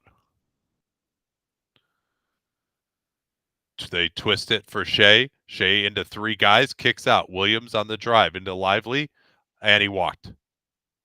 Yeah, some of these drives by the OKC big men, not a fan. Just move the ball or hand back to a guard. Like there are just too many arms in there. You're not like spectacular finishers. They're not making the obvious pass on the move. They're just not ready for that sort of play. Irving on the blow by. He's going to set up Green wide open in the corner. And that's a couple of times that OKC has tried to pressure in the backcourt and just given up a three immediately. Credit the Mavs for attacking and making him pay for that.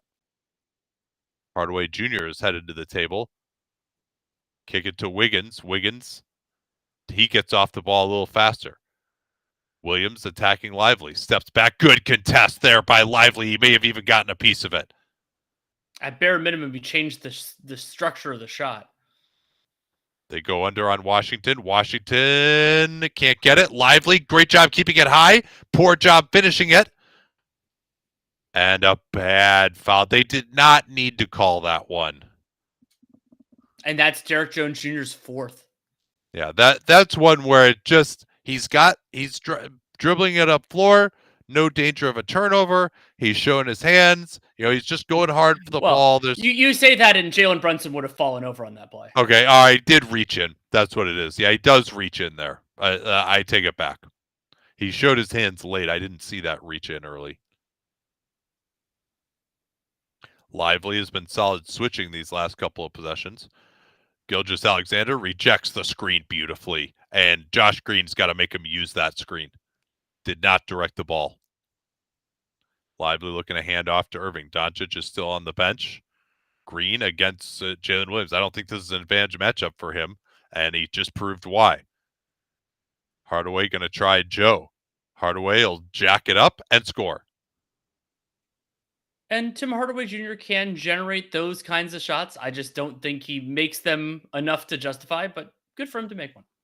Dallas has absorbed the OKC run. Oh, nice behind the back. Joe's three-pointer. Left it short. That was a nice little action, though. They're going to keep going to that. Here's Hardaway. Bad shot. But he's fouled. Such a bad shot, it was good. And we'll have to see if there was a kick out, but it honestly, to an extent, it doesn't really matter because Daigneault already burned his challenge. I would like to see it, though.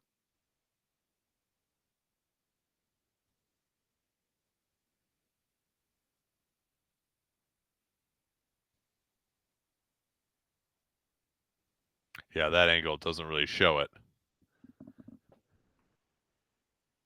Doesn't look like there's any foot-to-foot contact. But that's a killer foul to give up 3 free throws on that.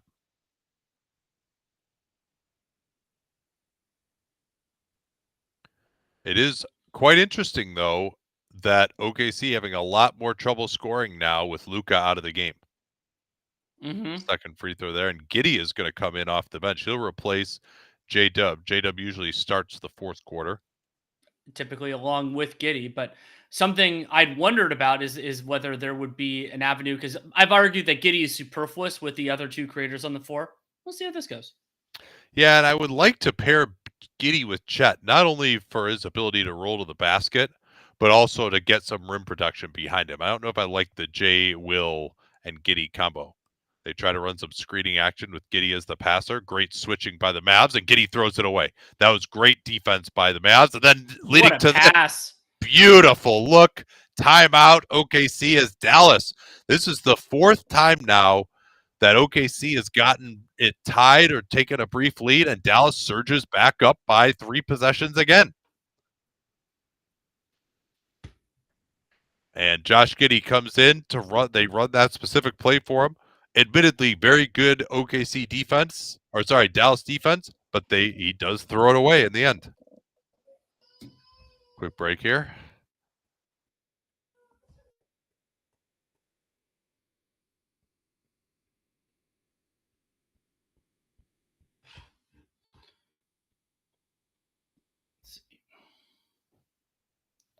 Seems inevitable that Wiggins will play Giddey in the starting line eventually. It seems inevitable that someone will during this series. I don't know that it's necessarily Aaron Wiggins, but it'll probably be somebody. Let's see. I don't get the Giddey thing. So Josh Giddey, it's going to be such an awkward dynamic because I do think that he can be a positive player. Oklahoma City's challenge is that he has specific flaws that are magnified with not only their team, but also how the way teams can defend them.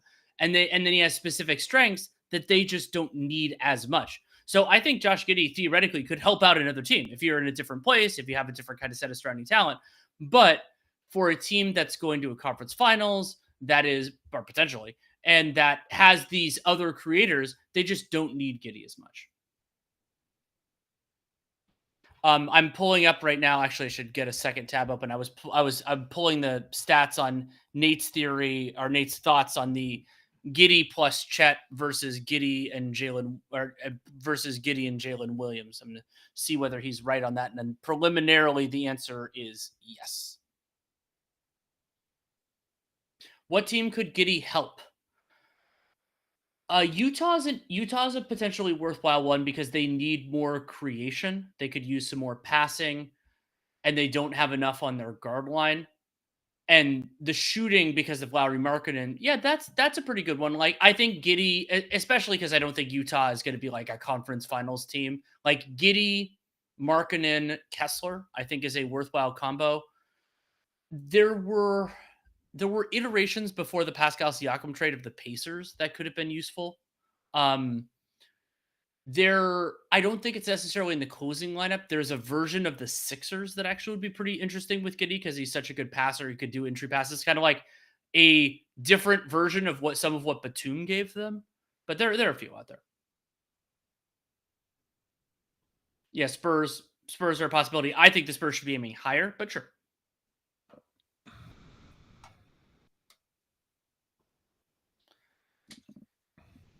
Has Kidd exceeded my expectations in these playoffs? Yes, but he's always been a pretty good playoff coach. Like he's had a lot of problems, but that isn't what he's done. And even in his earlier stops, like where he was a worse coach and he's been better overall in Dallas, but he's pushed the right buttons. It helped in the first round that they were going against the Clippers team where there were more positives that you could do. Like they're a really flawed team, but he's done well. So let's see what Mark Daigneault has set up now. They're going to go back to that Joe pick and roll. Shea goes through. Lively is there defensively.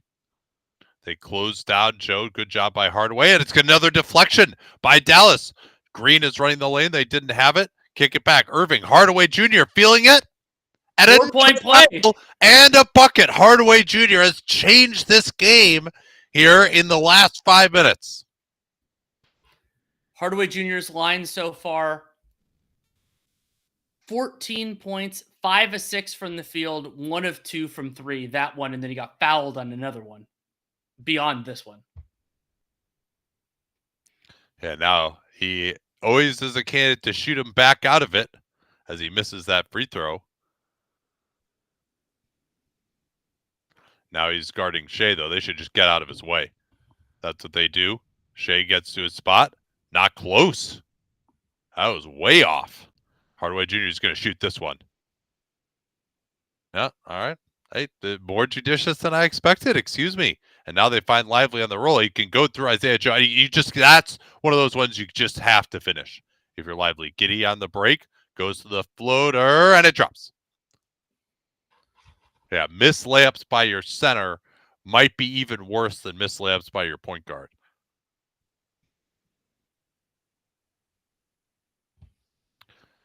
Washington was open for a moment. Good pressure by Wallace. They'll reset now late in the clock. Irving has been quiet. He'll fire it. Left it short. Green flies in unimpeded for the rebound, leading to this from Washington and his 7th three-pointer. Josh Green came in on that left baseline with nobody boxing him out. 25 points for PJ Washington. All but 4 of that from 3. Shea rejects the screen. Hardaway Jr. can't get there for the contest. And they're doing it, Danny, all with Doncic on the bench. That's true. Getting him a nice rest. Chet is at the table. Washington sets up Green wide open corner three. Joe went to the Cornet contest. Now Giddey accelerates into the front court, and he's fouled from behind. Nice job there pushing the pace by Josh Giddey. And part of the problem is that he's basically the biggest guy on the floor attacking if Lively isn't going to get back.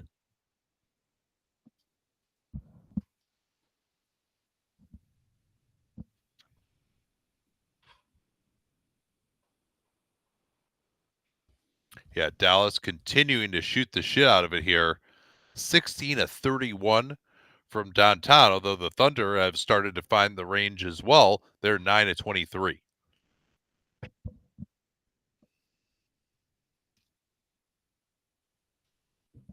And Luka's back on the floor here. Kyrie is going to get a break after his 20-second break before. Yeah, presumably he will return at the start of the fourth. Yeah, and that is Kyrie does have 4 fouls. Kyrie, Derek Jones have 4 fouls, and then Dort and J Dub have 3. Dort is back in to guard Luka. They want to try to go at Giddey, who backs out of it. Doncic into the lane. Fake Chet out of his shoes, but still couldn't get the shot off. Now it's Green, and Chet was too late coming back over again. Nice job moving the ball by the Mavs. Back up 10. OKC's defense is getting shredded. Here's Shea on the drive. And Lively, no goaltend. Mavs ball. Great block from behind there by Lively. Shea did not feel him. They want to bring Giddey into the action. They pre-switch it. They brought 2 guys in to force Giddey to guard. And now Luka is going to get held by Dort, and that'll be free throws for Luka. And Dort's 4th personal.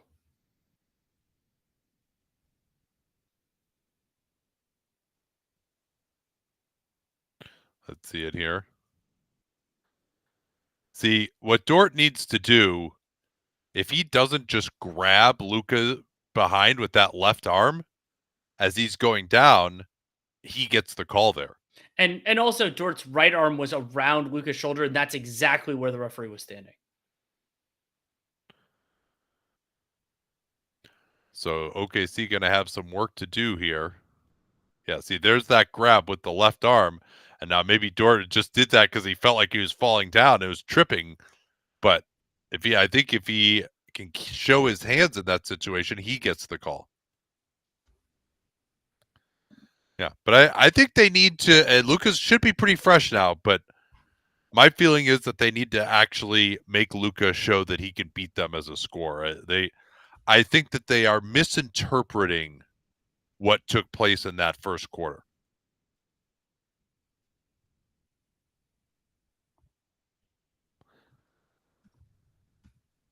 Chet looking to interact on the weak side. He throws it away again. Doncic has made some nice plays. These are some atrocious turnovers. And what a pass by Luka to Jones in transition. The window was non-existent.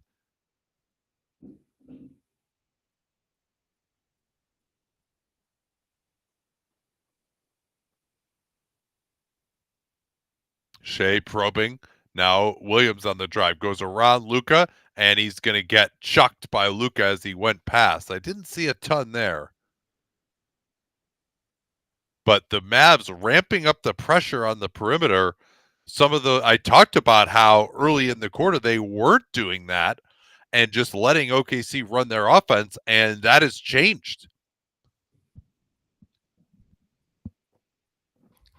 And after it was a 13-4 start to the quarter for OKC. Since then, it's 11-27 in favor of the Mavericks. And I'll credit Doncic as well. He's made some plays on the perimeter. That denial steal, he blocked Chet's 3-pointer on a closeout. His energy level has been much higher tonight in the floor game.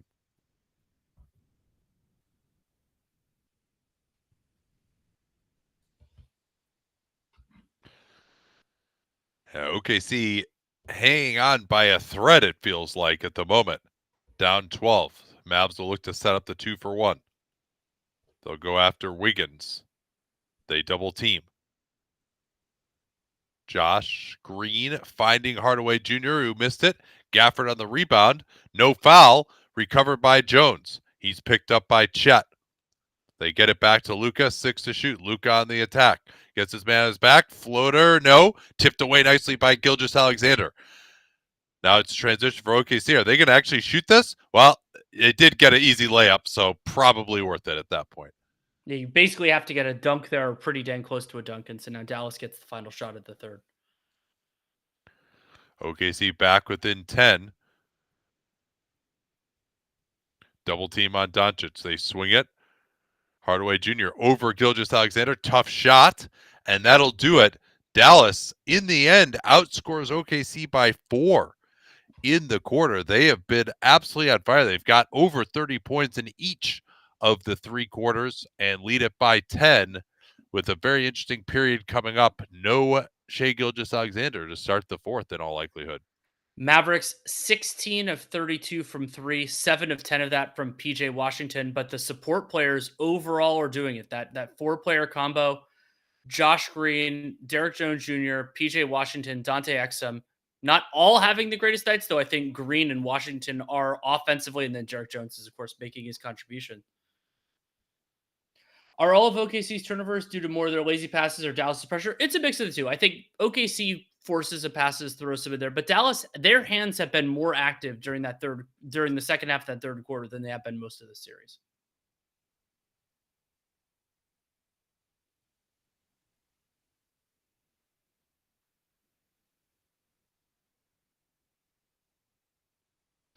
Joe says, here's where Kid might stick with Tim Hardaway Jr. longer than he should. Possibly. That is certainly an option, and they can attack him defensively. But I wonder how that's going to go in the non-Shai minutes, because you can argue it both ways. You can argue that it's having a more limited defender out there. It is a more obvious sort of pick at for more limited offensive players. But if Dallas is playing enough rim protection, it might not be as big of a deal. Better to hide a perimeter non-shooter in the corner or the wing. It depends a little bit on what kind of actions you're running. I often like them. So, and that what kind of actions you're running also based on, like whether that person is involved and also like if they're not involved. And so the benefit of it being on the wing is that they can gum up more a little bit around the basket. But if you're running like a high pick and roll, then it's not there. So you want them basically as far from the action as they can be. It's the easiest. Yeah, I think there's 2 components to it. One is if he's standing right next to, we've seen this with Giddey a lot. If he's standing right next to the guy who's trying to attack, then that's not great. But if he's above the, and that is caused more of a problem above the break, they can just kind of gap off him more easily to the nail and prevent the penetration to begin with. I actually think if the guy's a small, you more want him in the corner. And if he's a bigger guy, you more want him up top a little bit, because then he can set more screens and dive to the rim. Because there are just more players for him to interact and screen with. So I think the smaller he is, the closer you put him to the baseline, because then he's hopefully going to be guarded by someone small most of the time, although the Celtics and some other teams are starting to just keep their big along the baseline as much as they can, regardless of who he's nominally guarding. But that way, then whoever they're hiding on him a lot of time, they'll be hiding like a Tyrese Halliburton type or a Trae Young type on him, and then at least that guy is the low man to help on other stuff, and it's not as damaging. True. Whereas if he's above the break, then that guy could just sort of hang out at the nail and stop any penetration from the top, and you can't make a pay. Also, it's just better to be in the corner because that's an easier shot for guys than at the top of the key.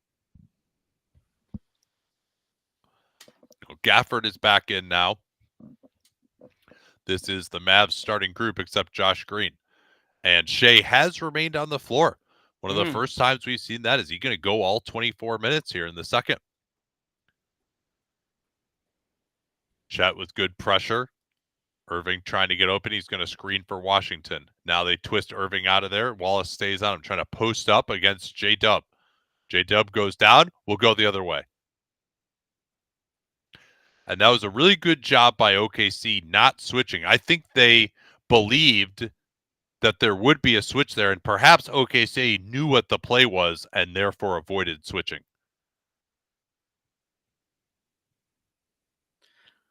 Wait a second. Did they just sub Shea out? I think they did. He's not on the floor Maybe right now. they just ran the first play for him, and that was it. Swing it to the weak side to Wiggins. Wiggins against Gafford tries to go past him. Not really an advantage matchup. Wallace has to step back against Luka. Another good closeout by Luka, but Wallace hits it in his face anyway. That's found money for OKC. Back to 7.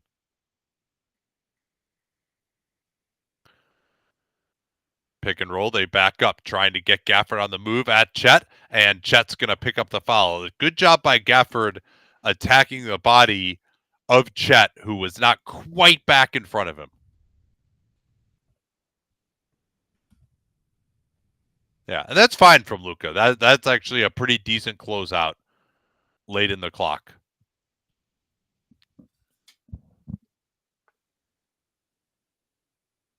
Okay, let's watch Daniel Gafford's right hand here.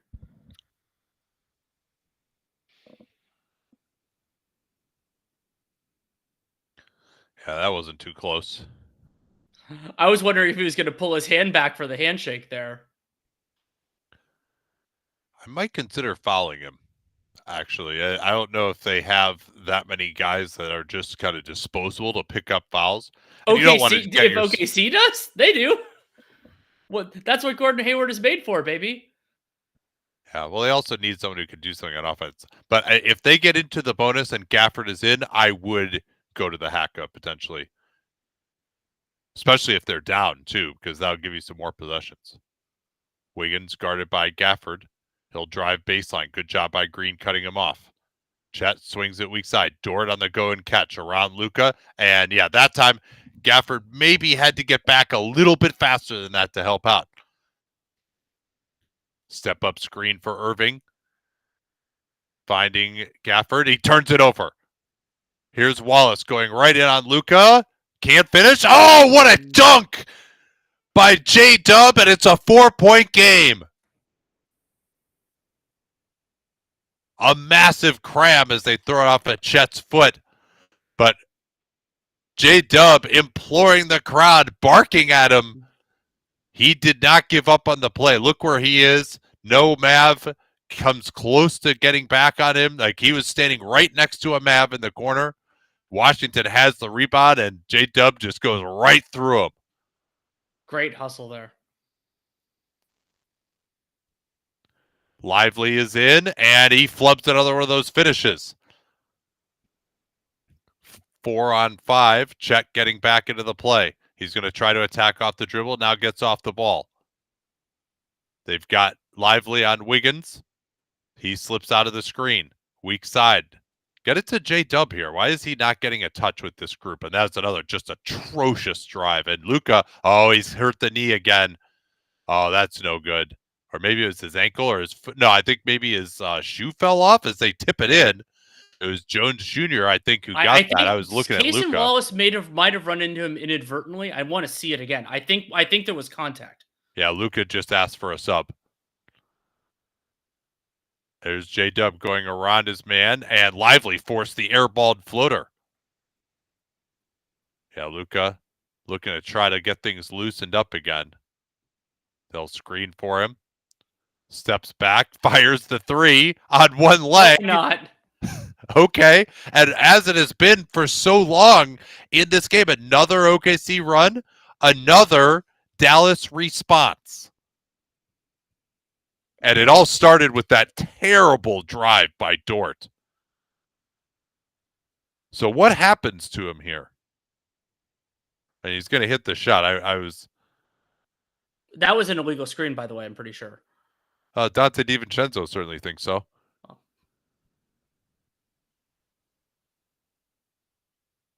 Yeah, I wish we could have seen another angle or another look at that, at the interaction there. Well, it was somewhat similar to the initial injury for Luka, where he was appeared to be hit from behind in some fashion.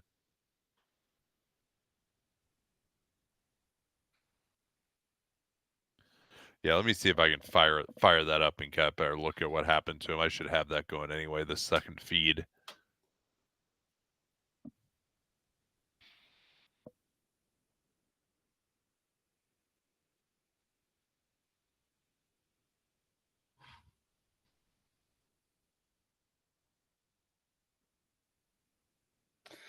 Through his prime, do you think Chet Holmgren will improve more on his offense or his defense? His offense, in part, because his defense is already very, very good. I mean, I had Chet Holmgren as a rookie, not the only rookie, but as a rookie, first team all defense. And so there isn't that much room to roam. And Holmgren, his offensive game, I think it's going to be more fine tuning the things that he already does. I do not see a like really higher usage player in there, but what Holmgren can do is sort of similar to, I mean, it's going to be a hybrid of a couple of different guys. Like he can do more with the ball in his hands, even if it's not like Jokic style, like beating guys down, but also tightening up his 3-point release and just becoming even more automatic on that. I'm really excited to see what Holmgren and Wembanyama can do in those sorts of ways. Not the like they're not the next Joel Embiid, they're not the next Nikola Jokic in all likelihood, but they can be positive offensive players in a different way. So it was indeed that Wallace steps on Luka's heel. So maybe it was something with the heel rather than that he sprained his knee again. And that could, if you're trying to run though, and someone steps on your heel, if you think about it, you're trying to lift your foot up. If you have this forward momentum, your foot stays stuck to the ground. That could put some stress on the knee, but it might just be more just, direct contact to the back of the heel. So tough to really say at this point.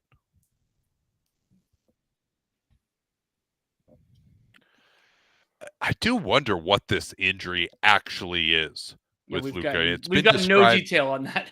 It's been described as a sprained knee, which would make you think like the ligaments. He said it won't be right until he gets some rest. But normally if there's like a sprained knee, you just wouldn't be playing, right? Like if you actually have, a discernible sprained knee, you just wouldn't play, a sprained MCL or something like that. You just wouldn't be playing. So I just, it's hard for me to know exactly what that is. I don't recall someone playing with a sprained knee like this. It doesn't, you can play through like, soreness or swelling or whatever. But when a ligament is involved, which is what a sprain indicates, that seems like it's a pretty high risk. Chet is out. They're going to try to use Jay Will as a passer here in this screening action. Yes! What a look that was! An old Warriors look. They used to call it Cyclone. Back screen by a shooter. All right, they try to deny Doncic. Are they going to double team here? They get Washington in the post. No help? No, that's way too late on the help, and they're going to give up the end one. But really nice job by Dallas on that ATO, getting Washington very deep position. 2 feet in the paint when he makes this catch. He turns. Shea gets the hand on his back.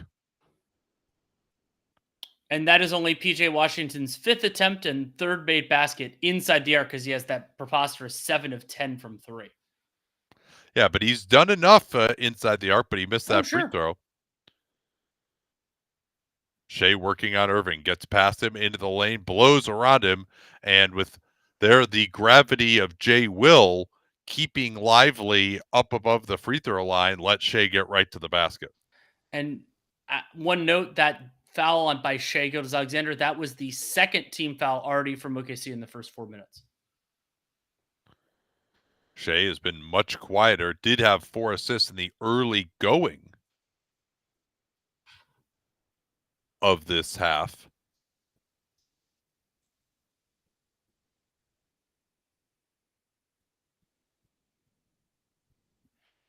Joe in, Wiggins out. This will give Dallas some more places to attack on the defensive end.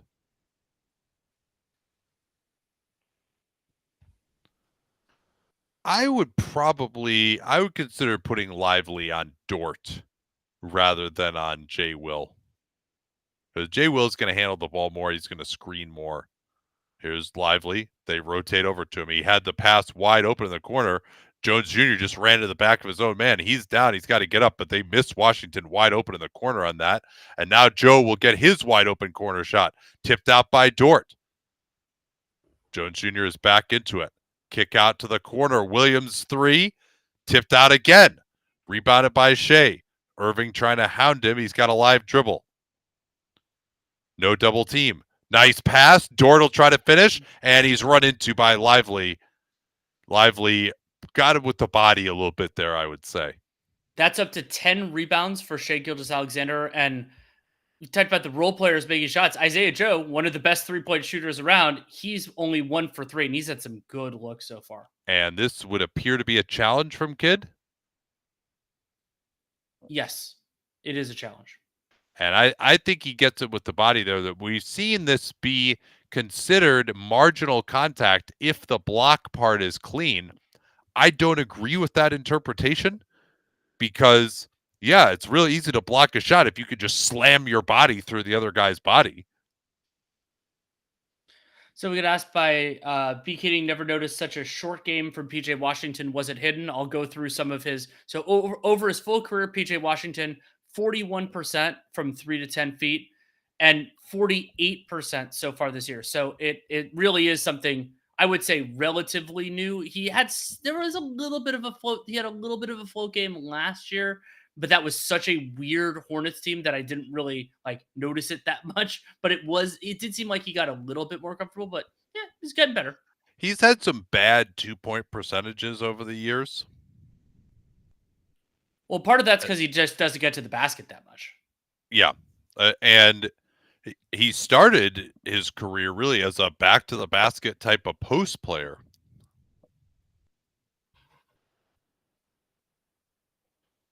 And so he does have a foundation of posting up some hook shots, that sort of thing. That was really what he was at the lower level. He's transformed himself. I hated the concept of him for where he was drafted because I thought he was kind of more of this slower big guy, but with his shooting and he's just really improved his body a lot. As much as we might say he's a guy that we are not in love with relative to other people, what he's done with his career has been impressive.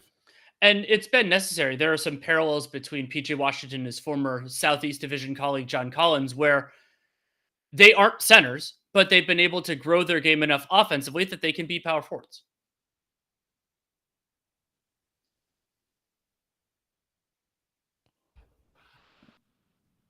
Let's see this here. So, looks like Washington gets his left arm pretty severely.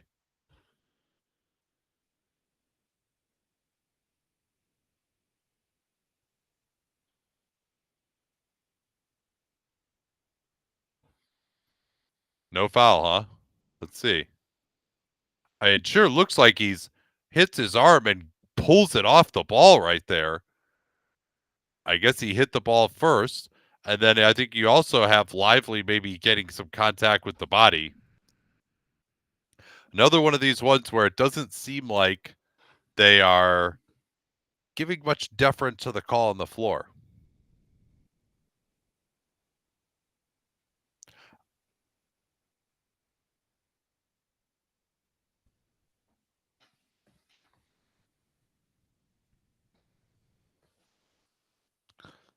But that's a big call. They could have closed it to a 2-possession game.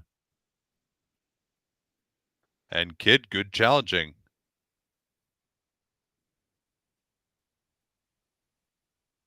Yeah, I do think Lively is kind of going through his body there. Both of them arguably commit a foul on that play. But I guess 2 half fouls doesn't equal a foul. At least in this case. Doncic sets a little ghost screen. They kick it to the corner. Jones Jr., they need a big 3, way long. Shea on the attack. Gets right past Washington. Beautiful reverse. And that was Luka's. Luka was he the low man again on that? Yes. Yeah, and Lively, he's just He needs to take care of the rim first. Yeah, Jones Jr. that does not want to shoot that ball. He'll try and drive instead. Can't finish. Jay Will stands tall and gets the rebound. OKC can cut it to one possession once more. Shea has gone the whole way here, just about. He sat for a little bit. Shea tripped. Here's Dub, pulls up and didn't feel comfortable getting all the way to the rim. You can tell he's struggled a little bit to deal with this Dallas rim protection. Luka against the drop coverage. Dort gets back into contact, and Luka picks that moment to pull the trigger. Beautiful finish. You kind of waited for George to try to recover and just pulls. Beautiful work by him. 10 of 18 from the field for Doncic. Kick it to the weak side. Good closeout by Luka on Dort. Blow by. Lively is there. No, it tipped away from behind, but we're going to get a foul. Luka wants the challenge. This is the play before.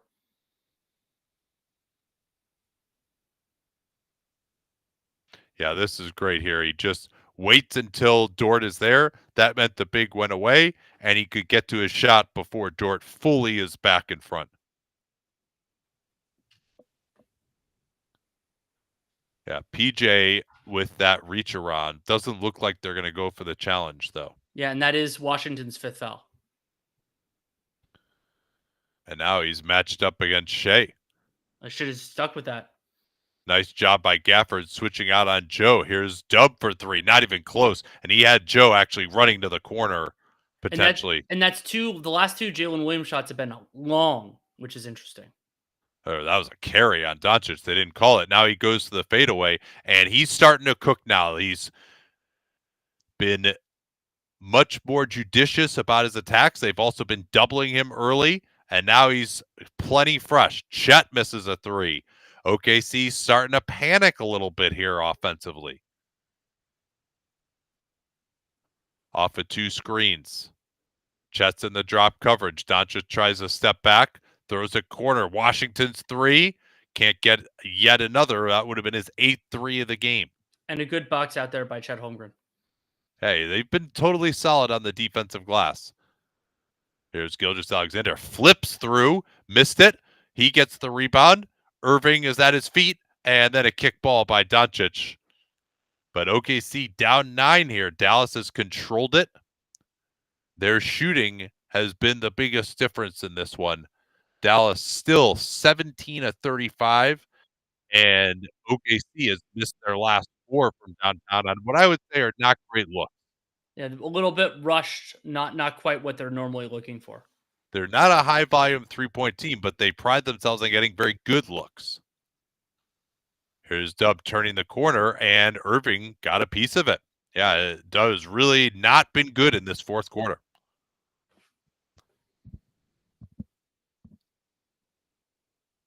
That's a clean strip by Kyrie Irving there. Spectacular. Green for Shea. Now Williams into the corner. One-on-one against Luka. He'll drive it. Finding Wiggins underneath. No, Dort rebounds. Kicks it out. Here's Chet. No, he got it taken away by Irving. 2 steals on that possession by Irving. Now they got to pick up Luka. Shea is there. Luka gets to his spot. Kicks it out. Irving's three. Way long. That maybe could have iced it. Shea tips it back out, and the Mavs have it. Corner, it's Luka, and Kid's going to get a timeout here. Oh, and Luka almost threw the ball in protest there. Or that, or he was pissed off that fit. I'm not entirely sure, I guess.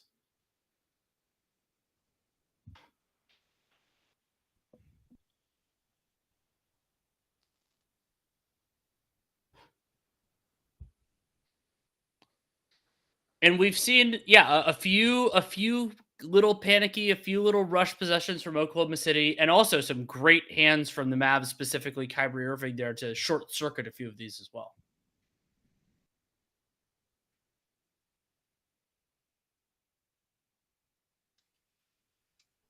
Let's see. So, according to the official box, that was Dallas's use it or lose it timeout.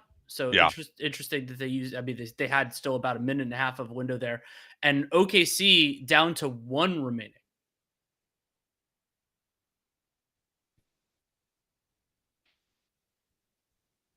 Let's see.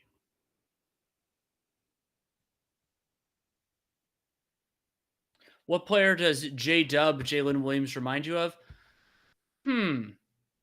So the shooting from J-Dub is intriguing because that makes him a little bit different, where he's a kind of a hybrid primary secondary. I like him better as a secondary, but he's maybe developing that toolbox. He's still relatively young. And he's an above average defender, but not a dominant defender. So that's actually kind of an unusual box for a guy his size. Irving and Doncic screening for each other. Irving getting past, finds Gafford. Beautiful look, but Shea, what a play that was from behind. Gafford thought he was going to absolutely crush that one, and Shea was there. He makes a few of those plays every game. Limited time here for the Mavs now. Hardaway Jr. will screen for Luka. Then he tries to get pass and a cut. They've got Shea napping that time with PJ Washington. Ugly defense by OKC with 2.9 on the clock. They kick out Williams in the corner. Chet fires a 3. Again, they are really hunting the threes now, and it's just not the same quality of looks they're used to. They set 2 screens in the backcourt for Doncic. Now they get in the pick and roll game. Doncic working on Shea late in the clock, getting to his spot. Wants to go right. Shea, good defense. Luka stepping back, and will go the other way. Gafford hit it out. That was good defense by Gilgeous-Alexander.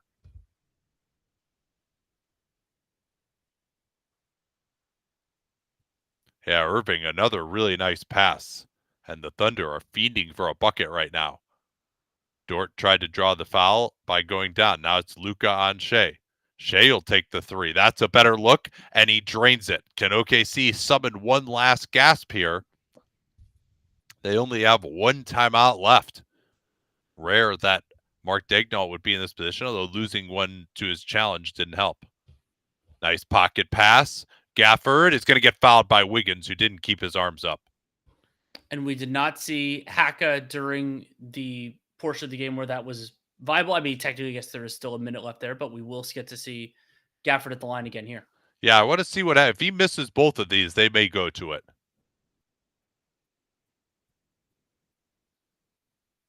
But that was another brilliant pass by Kyrie, and in this second half, we've seen that similar battleground as Gafford hits the first as we did in game 1, where it is 2 on the ball more defensively.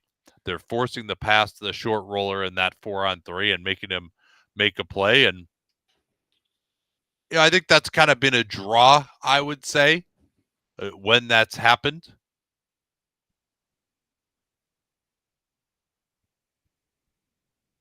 He makes both. Back to 10. So about 6-7 possessions left to make up 10 points.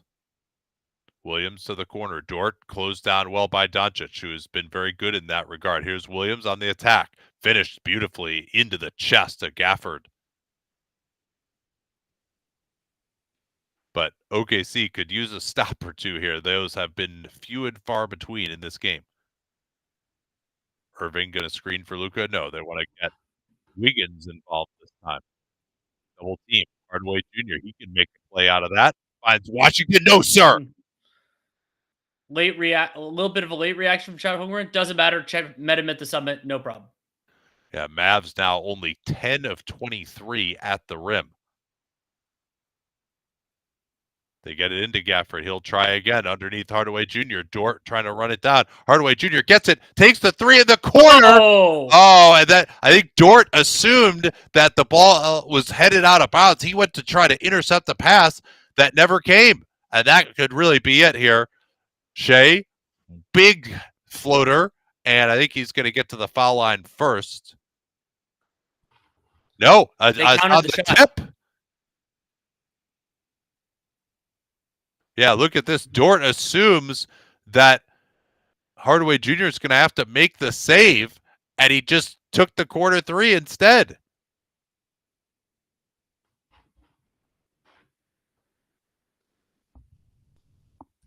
Yeah, that'll do it for PJ Washington, by the way. Let's see if we can catch this. Yeah, he fails to box out, and yeah, he does crash into Chet's body there. But that foul happens because he doesn't box out Chet initially.